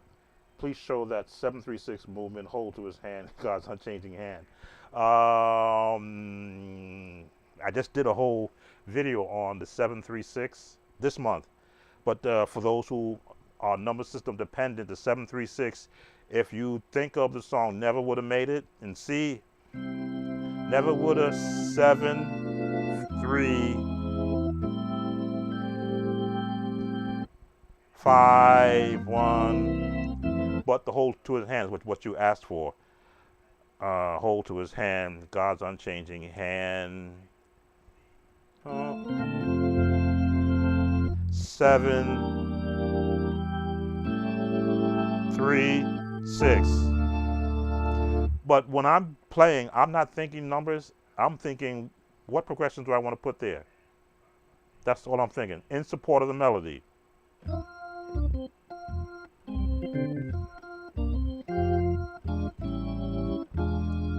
7, 3, 6.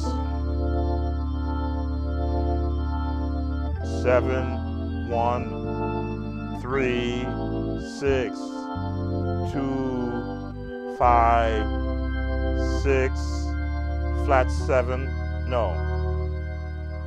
Sharp 6, 7, 1, 3, sharp 2, 3, sharp 4, sharp to 5, flat to 5, 7, 6, 3, 7, 3, 6, 3, 4, sharp 4, 5, 6, 2, 5, 1, and resolve it. If that gives you a picture of what's going on in my head, because I'll change it up the next time around. I never want to play the same pattern the same way, so I'll go or I'll go or I'll go or I won't do it. I'll walk it down that way.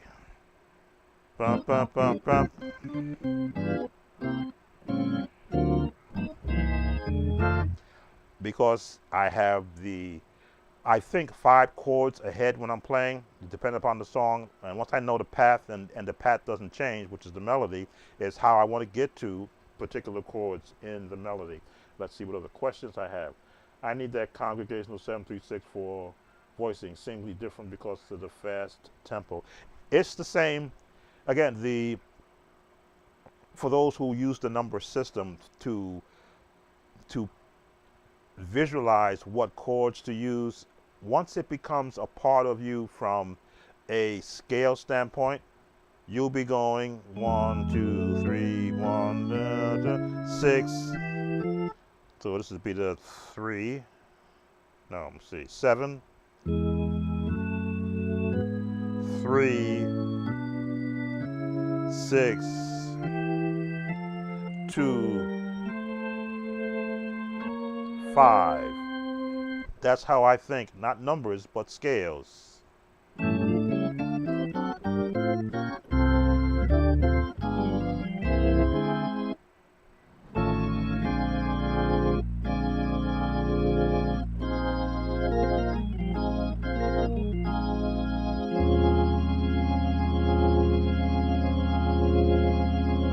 There it is. Trying to think how I wanted to resolve out of the A flat.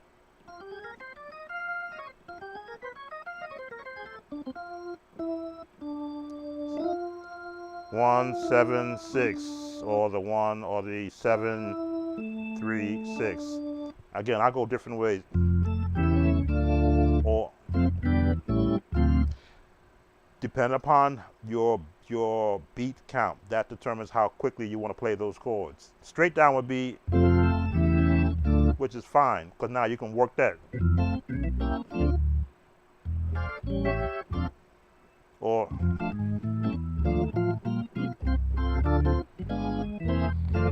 but it works better when you got a beat going with it.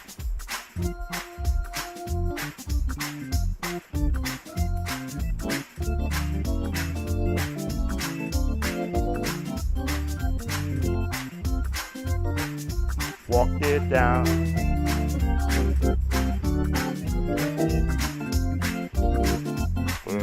Hold too fast.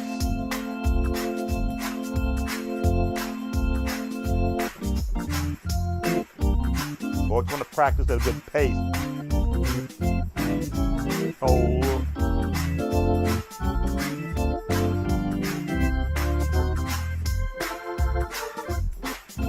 7, 3, 6, pack, 1, hold, 2, God, Lord,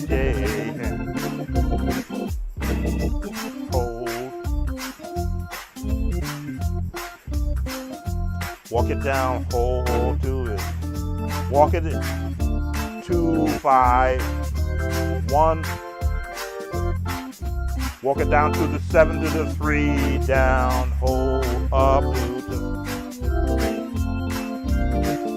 so, hold to it.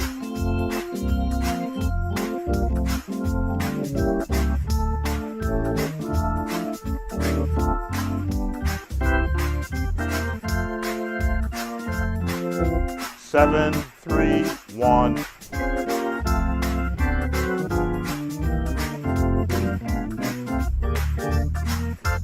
But you gotta have fun with it.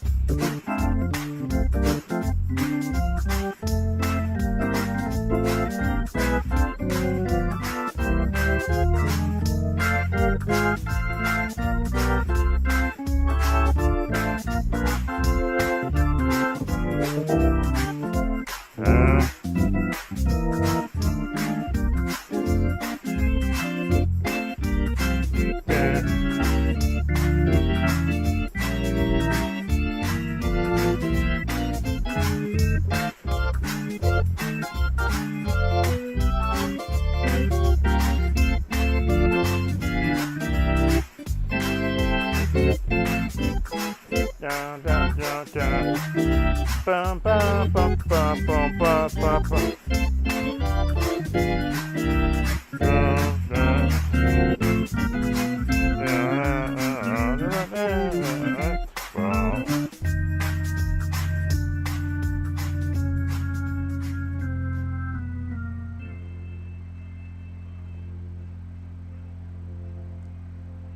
In all thy getting, get an understanding. If you don't have the drum, would you play that with the same? But yes, for many a service, I did not have a drummer. That's why I said my left hand is my pattern setter.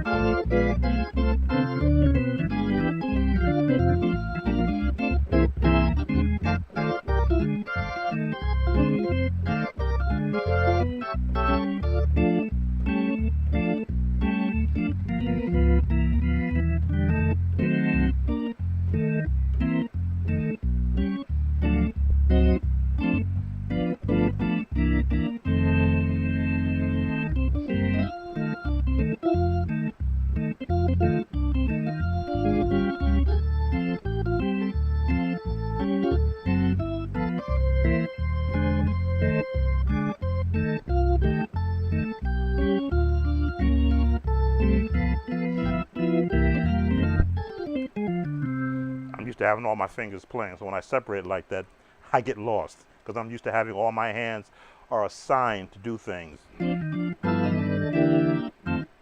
Ba, ba, ba, ba, ba, ba. Da, da, da. Da, da, da.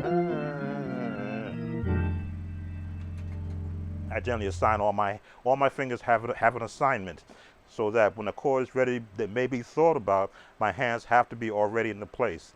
If I want to go here, the hands have to know to form the chords before I play them, and if I change my mind on the way down, be in position to change. But again, I usually think 5 chords ahead before I'm ready to use it. Let's see if I missed any questions. If you didn't have a drum track, I appreciate the 63 explanation and demonstration. I'll practice that. Okay, Gold Star. That's what this is all about, is to not change what you do. I certainly don't want to do that because no one changed me. I didn't have the influence of, I still live in the New York City vicinity. I lived in the Bronx when I was a young musician. I had access to go to Institutional Church of God in Christ to hear the maestro himself, Butch Haywood, play anytime I wanted to, because I had a car, I had transportation. But I didn't. I would listen on the radio to hear the institutional song. Let's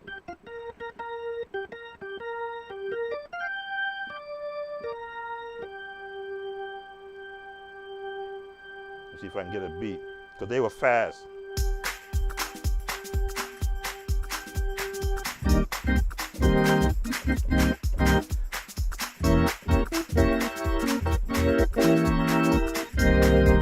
It's faster.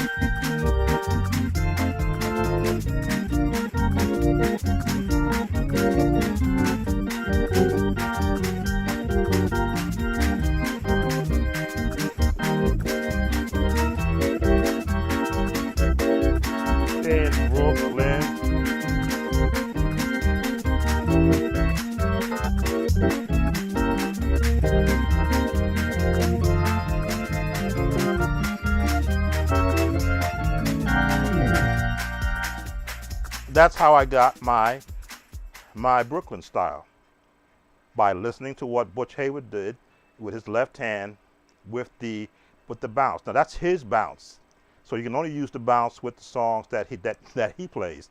So you haven't heard me use the. That's the Brooklyn bounce.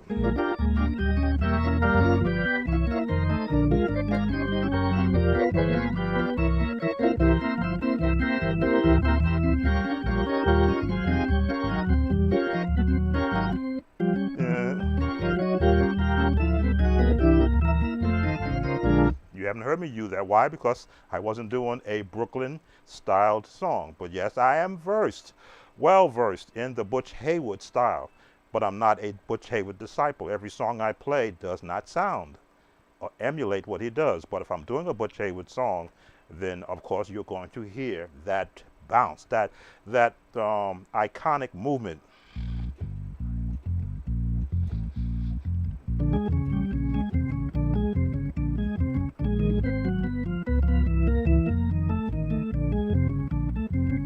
And you're only going to hear that from the Brooklyn crowd of music.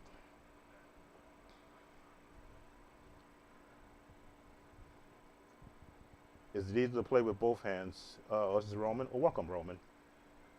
Is it easier to play with both hands? Right. If both hands are trained to perform an actual specific task. All of my videos that I break down on my channel, I make sure that I give scale practice with both hands for a purpose. The only way to get a good left hand is to train your left hand to move at your thought. If I'm going to the key of A major, already I have to know where the notes are. More than one octave. Now this is out of the left hand range. It's out of the range of the left hand. On a piano it wouldn't be, but on an organ it would be. The range should stop right about here. But the more uncomfortable you are, the more you'll be training your hand how to move. Okay, went down too far, didn't I? Because it's going to switch out of the range of a organ. So I go into the actual presets. A. So I try to implore musicians to, anytime you sit down to play, practice scales in every key with both hands, more than one octave, just to train your hands how to move at your speed of thought. So when you see me do a run, both hands are not exact, but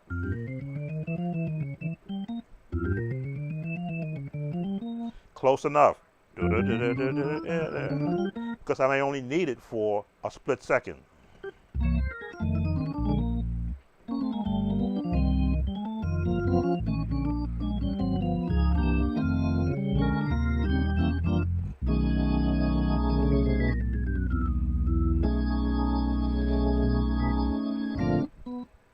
But when you get both hands actively working with your mind, because everything I do, I have to think about it first. I have to think about what key I'm in, number one, and then look at the keyboard, because I'm not doing this blindfolded. I do look up from time to time, because from muscle memory, I know this is going to be a B flat. This is an A flat, B, C, D, E, G, G flat, E flat. I know those chords are going to be this, so I can look and go and not look at it.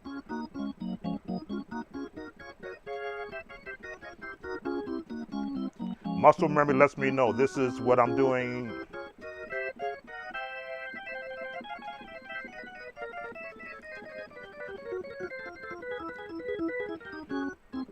But my left hand has to be able to do the same thing. Not as exactly, but close enough. I gotta look. Okay, D, that's where I was.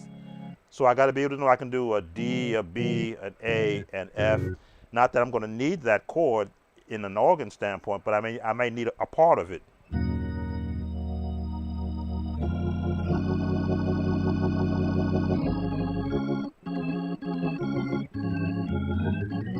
For drop two.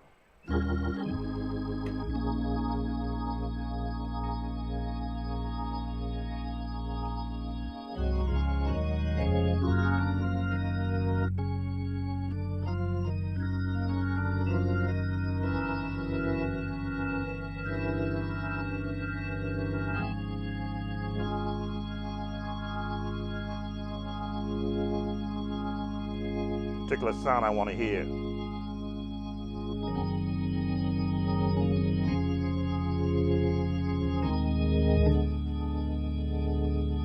Tritone. right? Working together.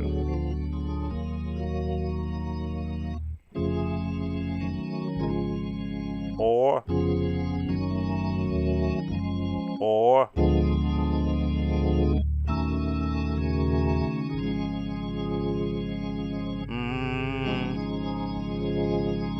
um, here in my left hand. Ba-da-da-da-dum. What is that song? Clark Sisters.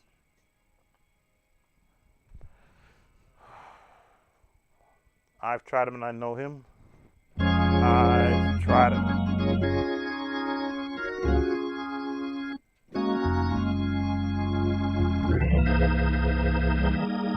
Found him to be a friend.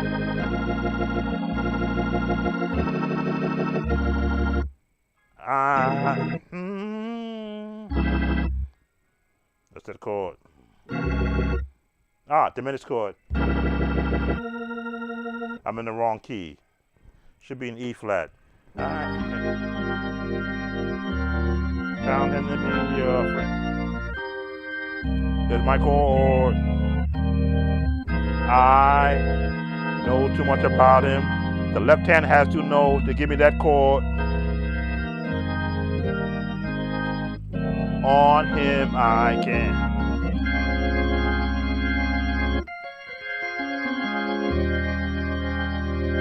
So yes, the left hand has to be trained to know what chords you want to hear. Say my soul made me whole. There's done.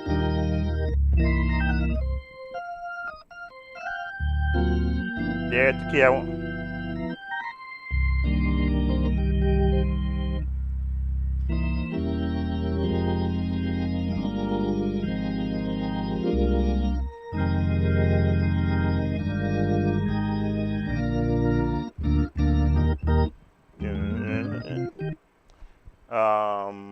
What are we doing? Congregational songs, and I'm branching off. We are having a feet washing service tomorrow. Could you give us suggestions of congregational songs you would do in that setting? Feet washing.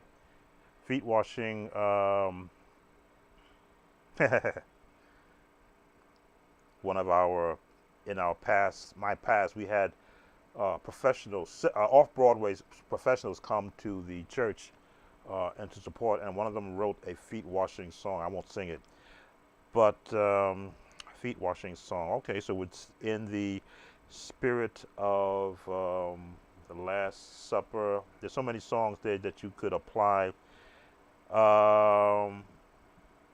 Andre Crouch, Sweet Communion, key of E flat.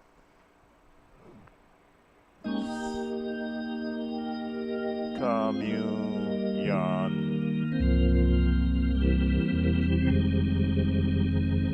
Sweet communion.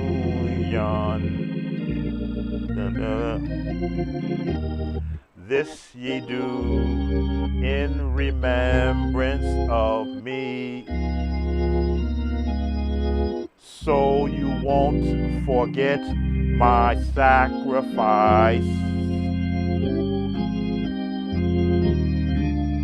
on Calvary. And that's the entire song. Sweet communion. 6 to the 2, back to the 6. Sweet communion. This ye do in remembrance of me, so you won't forget my sacrifice on Calvary. You can find that on the internet also. There's a song I learned from Burley, T. Burley. It's in the key of E flat also. What was that song?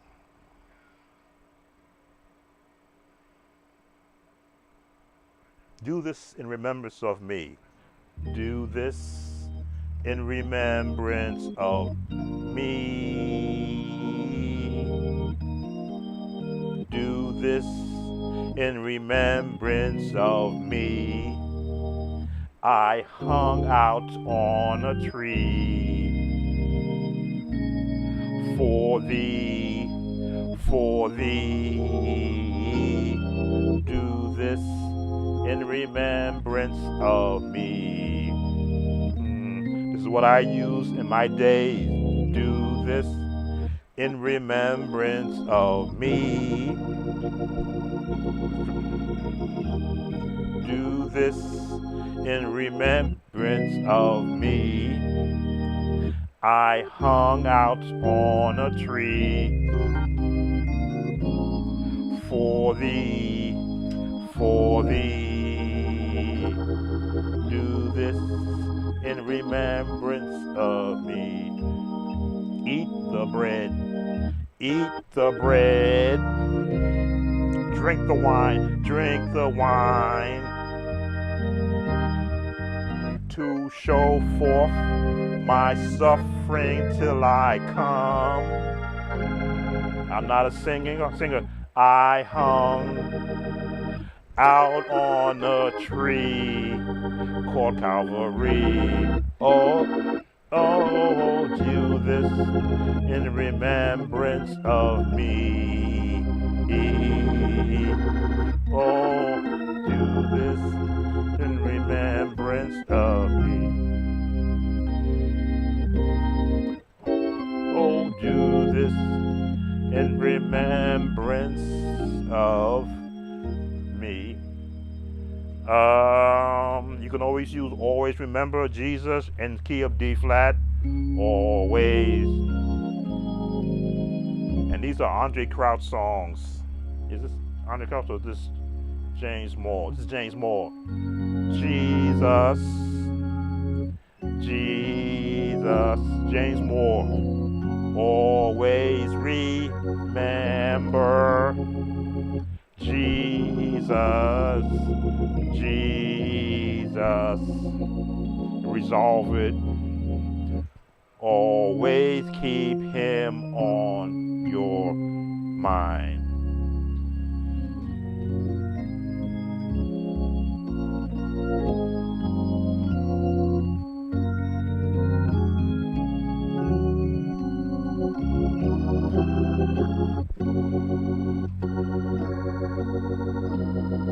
Left hand working in drop 2.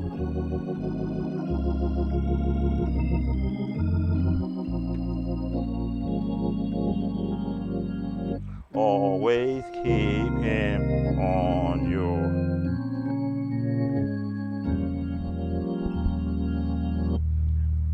always keep him on your mind.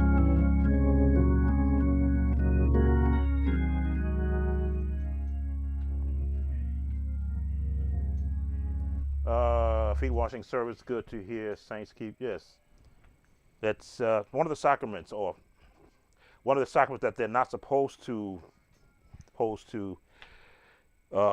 disband. But again, this is a new day with churches today. Of course, everybody does the blood. I got to be careful with this one because I've been already cited on this one.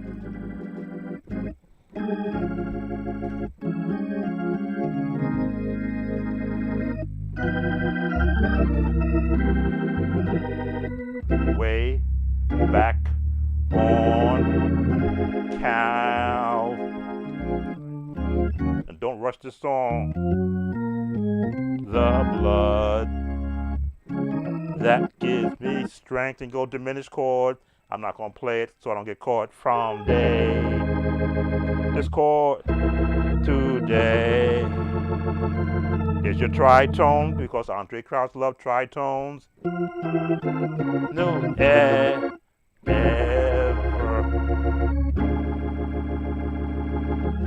And it's power. It's power. Down the scale, it reaches. And that's all I'm going to play, so YouTube does not come after me. But you know that one already. So that's 4 already. If you haven't already approached those, what's another song you could use for the feet washing? I got to look at the keys. What do we do in the key of F? Oh, okay. So you're probably going to do the sacraments also. That is the bread and the wine. So, what was the other one? Let us break bread together. Together on our knees. On our knees. Let us break bread together on our knees.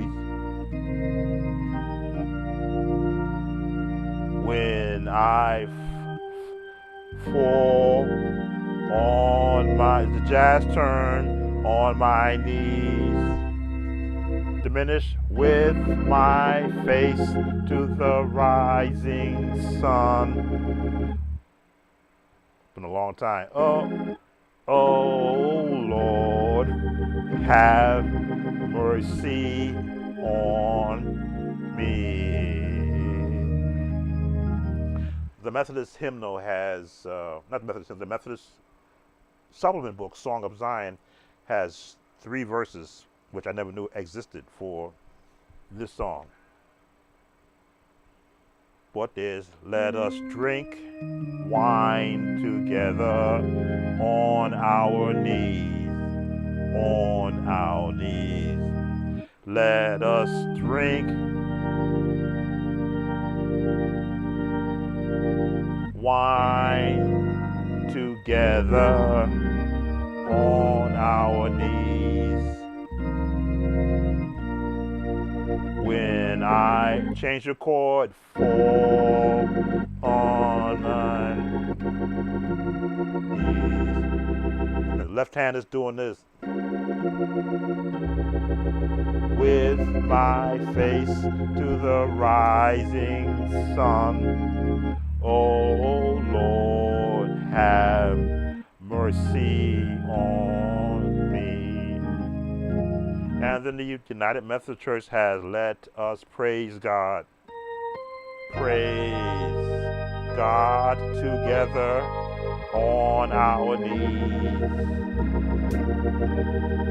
Let us praise God together on our knees. When I fall on my knees, with my face to the rising sun, oh Lord, have mercy on me. Okay, that's 5 potential songs. Give you one more. And there's so many that you could apply to it. Let's see if we can change the key.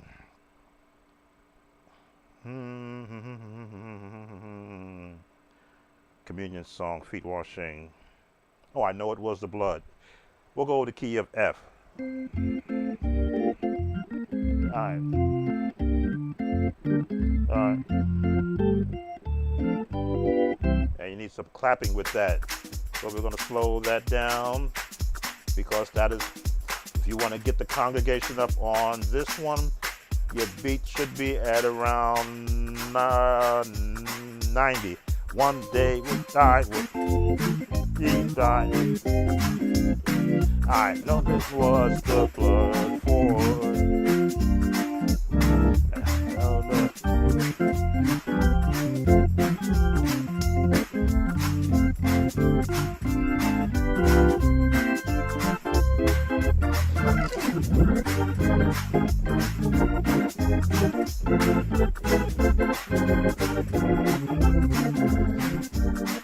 the one, in the one. 1, 2, 3, 4, 5. The 1, the 4, 6, 2, 5, 1, and let them bounce.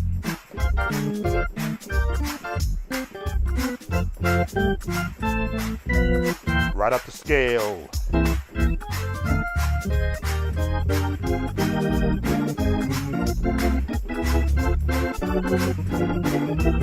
Bum, bum, bum, bum, bum.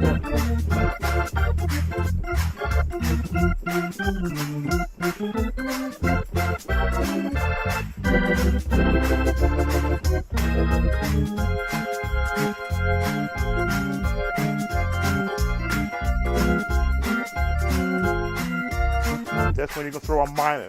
I know.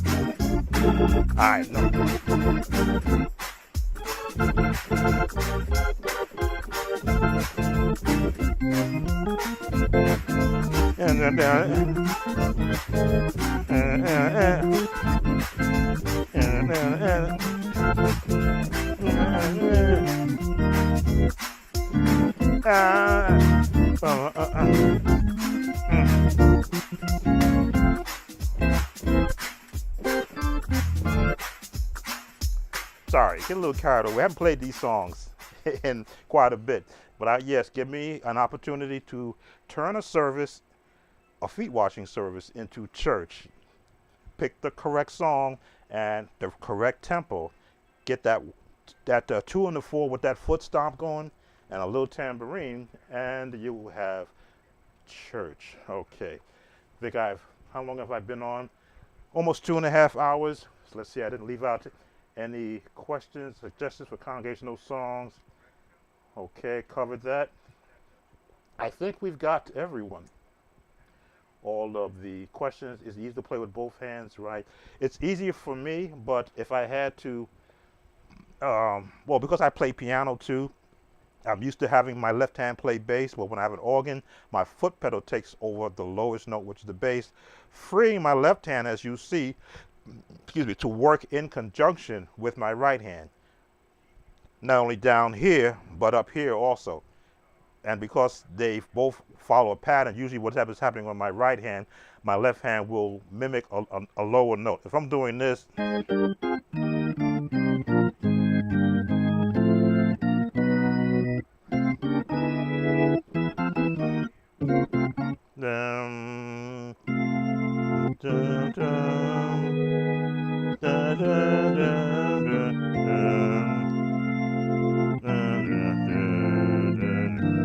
have to think about it sometimes. Usually when I plan a pattern out that I'm going to play, once it starts, I'm already thinking about the next pattern. So when I got to stop to look at it, it's like, oh, okay, this is what I'm doing. All right, which means mistakes are always made, but unless you're listening for it, you won't hear it.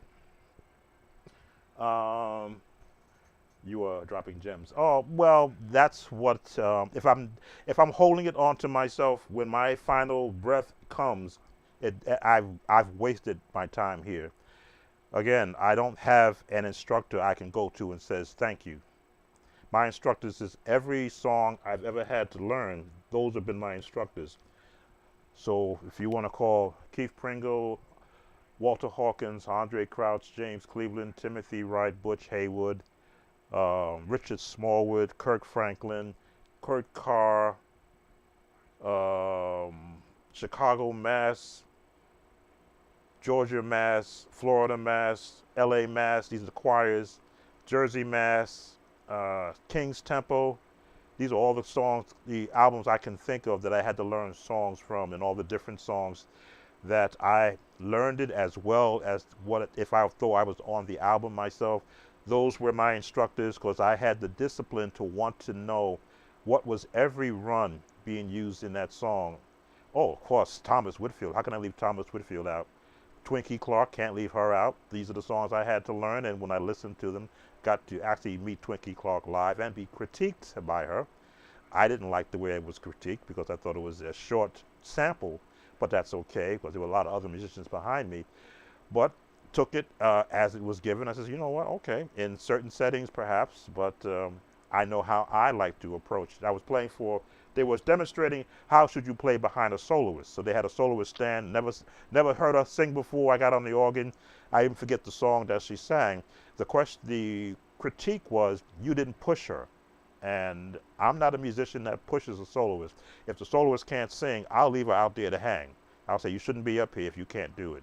But they say when you have a soloist, you should be giving us so much music that you push them to sing stronger, and that's not me.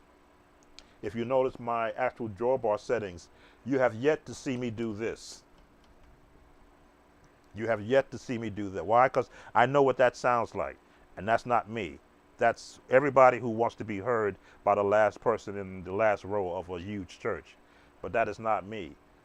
I'm always going to be 2/3 of the way up and down until I hear the tone that these depend upon the song that I'm doing. Because I can hear the tones depend upon where I am, which means I need to have 3 chords. That's more fuller,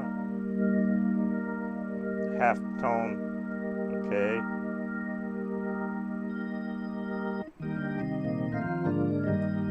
I'll take that back.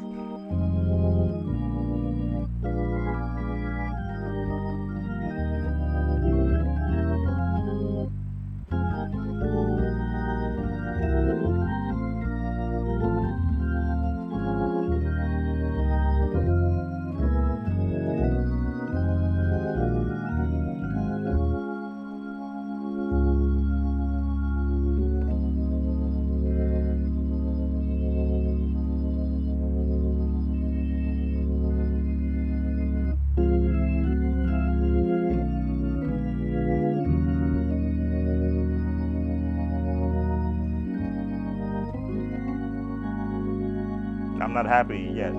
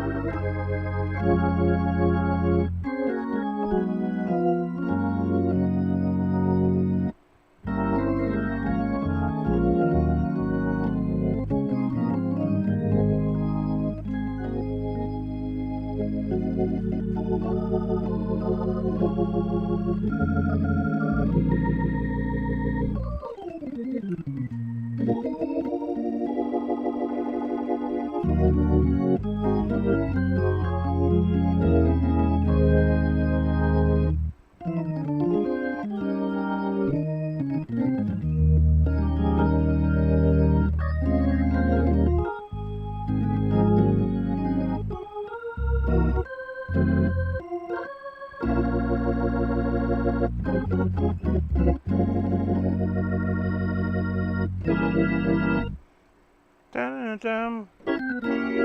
Dun-dun-dun. Dun-dun-dun.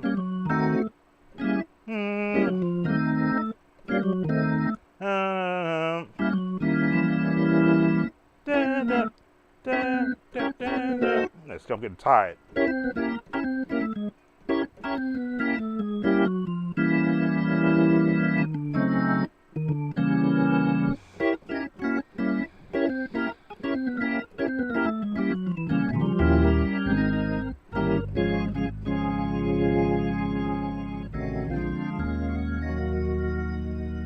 And I'm not on a real organ. I'm on a Yamaha S70X with weighted keys. So I'm usually flying across an organ, but when I'm in organ mode, I'm trying to do the things I would do on a real organ, and because I'm getting the fight back or the pushback from weighted keys, I'm stumbling because I'm like, wait, I should be able to fly through that. Oh wait, I'm not on a I'm not on a light organ key bed. This is a piano key bed.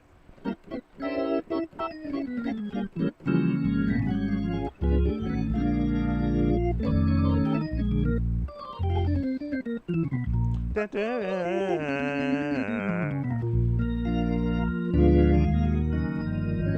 But I've often say that doesn't it you have to become comfortable with whatever instrument you find yourself on. Make sure I didn't leave any questions. When you don't have an organ, especially a foot pedal growth, are there any ideas you could share to get access to one? MIDI foot pedals will cost you anywhere from $700 to $900, depending upon the manufacturer. I'm lucky to have the ones I have. They've lasted now. We're in year 15 on these foot pedals. And if they break, I'd probably try to fix them because of what it costs now. But they're not spaced exactly as foot pedals would be on the organ, and I'm playing with my shoe off so I don't break the foot pedals. So I'm actually I'm playing lightly. I'm not doing heel toe. I'm basically doing toe on all these foot pedal notes,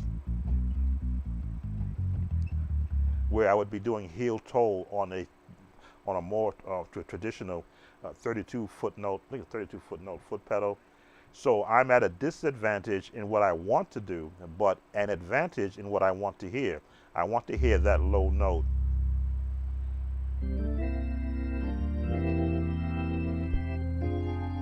I want to hear those chords fit that lower note.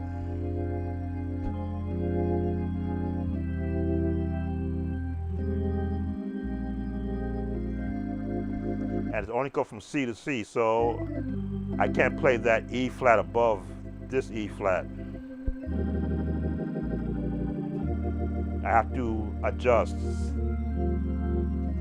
But I said, again, you have to play the instrument that's in front of you.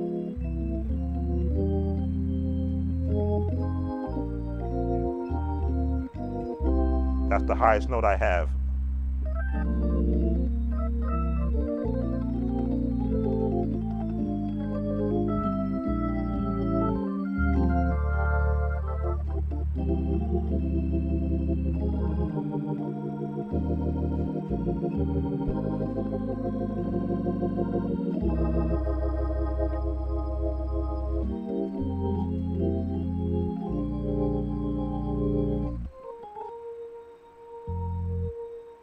E flat. There, okay. So I've been covering a lot of songs, some that weren't on my list, but this is the what? What am I doing here? Pentecostal type songs. Let's see if I can get another one in there that wasn't suggested. Let's see. Somebody actually covered. I'm running for my life. If anybody asks you, what's the matter with me? Just tell them I'm saved, sanctified. What key I want to put that in? We'll go to E flat. Holy Ghost filled, fire baptized. I've got Jesus on my mind, and I'm running for my life. The climb.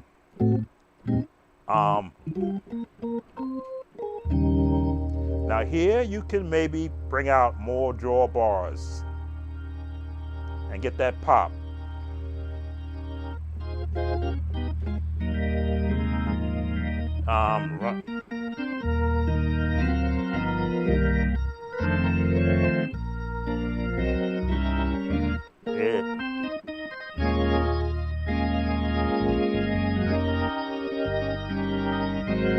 Here you got to think preacher chords. Just tell them I'm saved, sanctified, Holy Ghost filled, fire baptized. I got Jesus on mine, and I'm running for him. Let's get a good tempo, because this song pops. There is no dragging this. No, no. 130.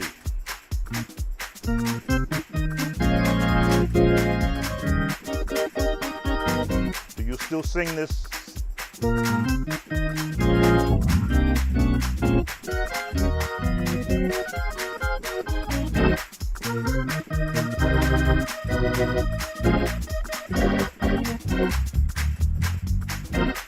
Tell them how.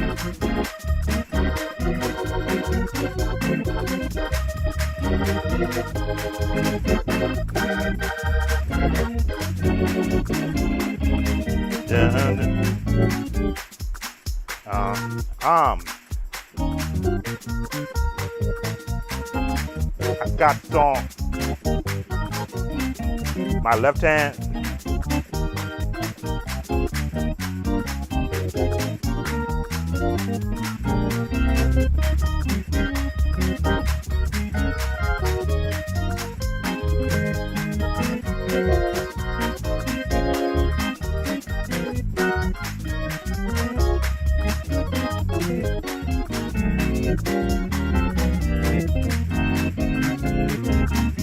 Dun, dun, dun, dun, dun, dun, dun, dun.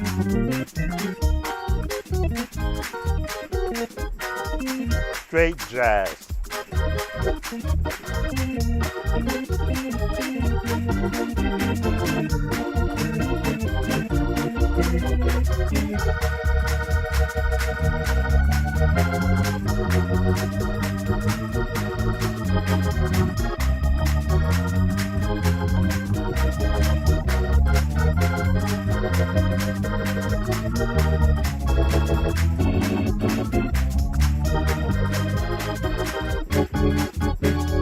My foot and my left hand.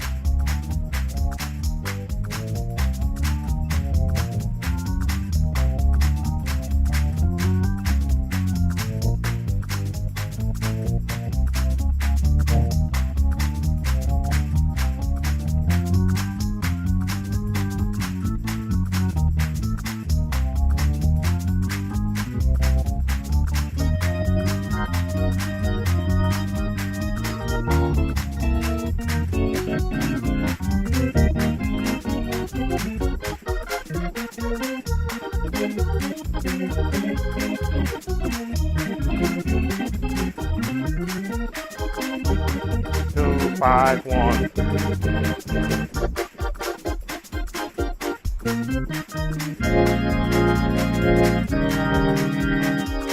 And you can repeat right there.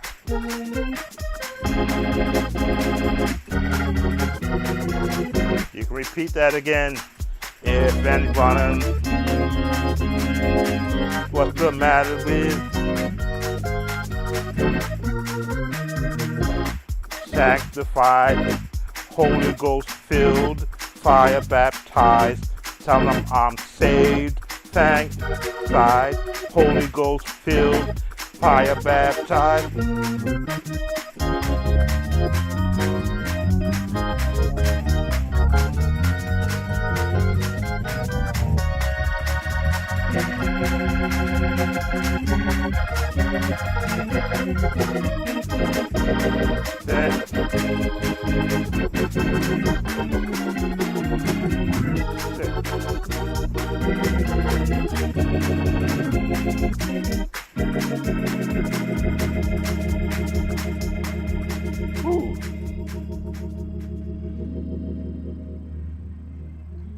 Yes, I would get a workout when that song would come up. I have sweated out my clothing for that evening.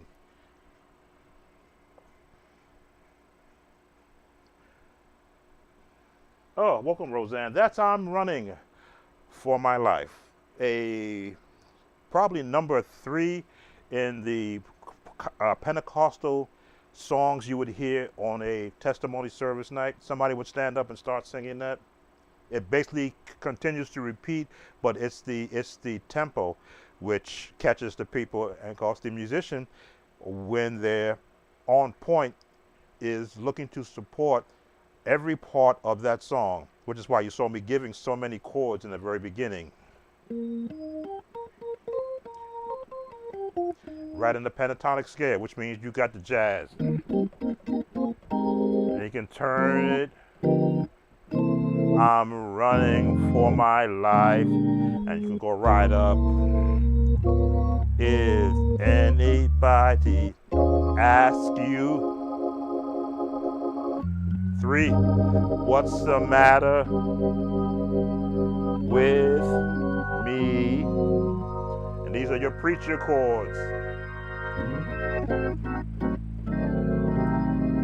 Tell him that I'm saved, sanctified, Holy Ghost filled. I know you don't say that no more. Fire baptized. I've got Jesus on my mind. I'm running for my life. Then the climb.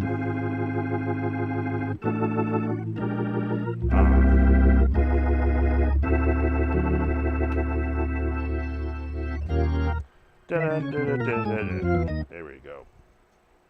Congregational songs that were in my day. I'm not sure. Again, it's a lot different now. What happens? One more, and then I'm going to let everyone go. It's 12:30 a.m. and I've enjoyed this. This is what I enjoy doing. Let's go with. No, I'm gonna do that one. Let God arise, and my enemies be scattered. And that's true. We've covered those chords already. That's already an E. I want to change the key. There's a storm cloud. Those chords have been covered. We've covered that one. That's call and response. If you call Jesus, he will answer prayer. That's 1 and the 4. In the morning when I rise is 1 and the 4. I made a vow to the Lord. It's 1 and the 4. I'm a soldier. We've covered a lot of these songs. Not all of them, but some of them are windows of heaven are open. That's Gaither type song. We've covered some of those chords already. Made a vow to the Lord. Living, he loved me. That's kind of like running for my life. If you live at him, we covered that already. Okay. So yeah, most of these songs, the chords are interchangeable. The minute you hear the song, you go, oh, 1 and the 4. Walk up, 6, 2, 5, 1 for those who use the number system. Jesus, I'll never forget what you've done for me. You'll never forget how you. Do we still sing that? Maybe not. We've covered Can't Nobody. Somebody prayed for me. That's that song. Come by here, Lord. Yes, Lord. Storm Cloud. We covered that.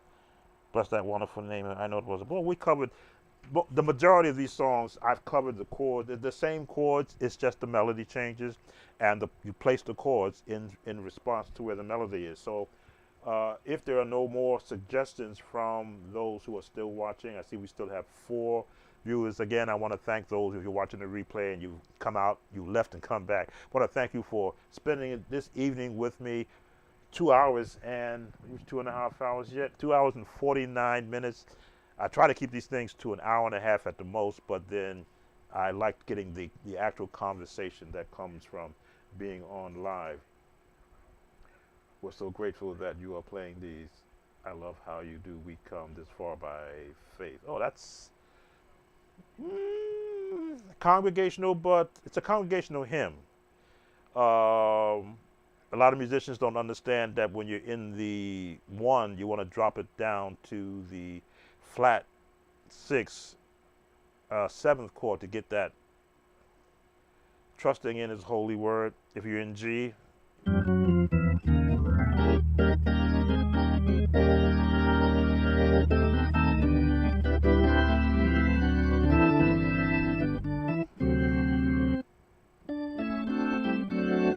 O, E3,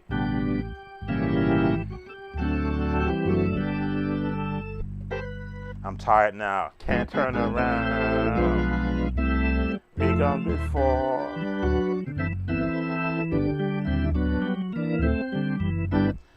Do I have a drum pattern to put with that? Will that pattern work with this one? Because we can leave when we come this far by faith. Let's see if this drum pattern fits it. Because you need that bump in there. see. There you go.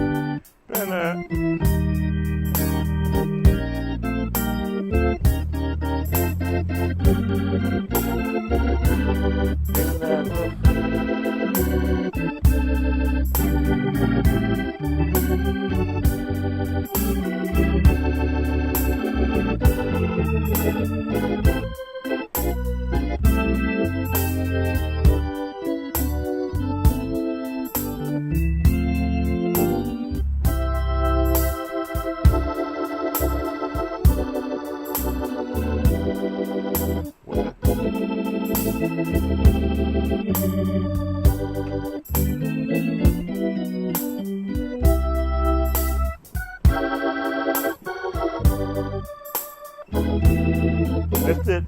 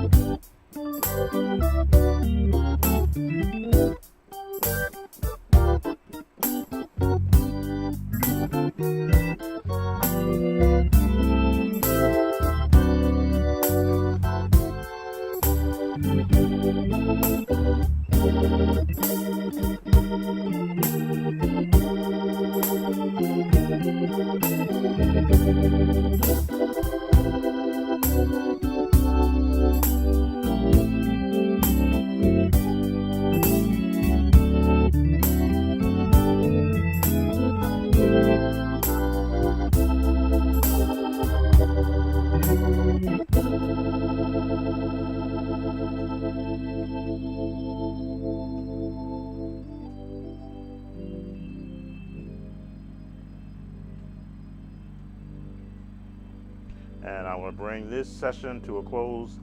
Again, I want to thank those who have come and spent some time with me. I always like to acknowledge those who have commented so that you will know that I took the time to recognize you. Eric Springfield, L. Al, not sure where you're from, but thank you. Buddy Music.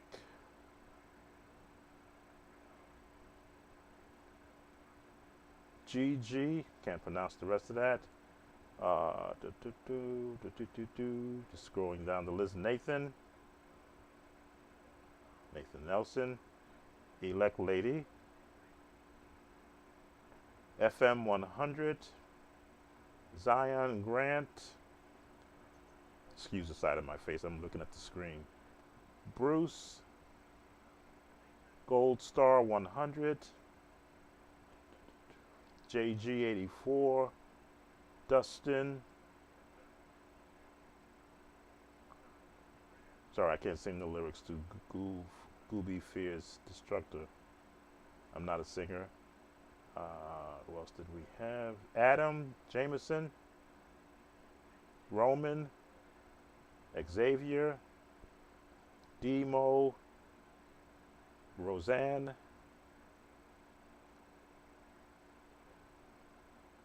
Adam Jameson, and Demo. Yes, so, and thank you again.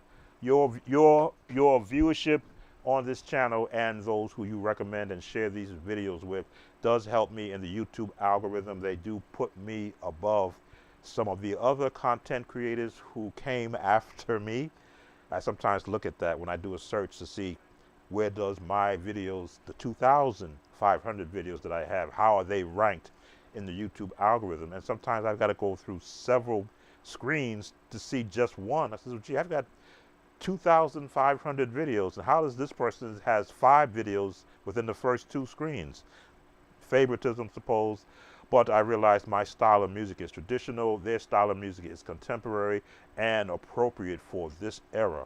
I try to keep my era of gospel music relevant and alive in the world today for as long as I'm alive. Of course, one day, as the pendulum does swing, one day it's going to swing back to traditional. And for those who have taken the time to hear the instruction I give, you'll be better prepared for when that swing does come, when that coin turns back to a different style of music. You want to be as prepared as I was during my day. So again, thank you all for spending this time. Those who are watching on the Facebook, if you're still up, shame on you. You have church in the morning. I'm retired, I don't. But I will be stepping into several church services tomorrow, as I generally do, just to see what's happening around this space. Thank you all. Sam Tobit, Sound of Joy Music Services. As I often say, Sound of Joy comes from Psalms 100. Make a joyful noise unto the Lord. Take care and be blessed on tomorrow. Bye now.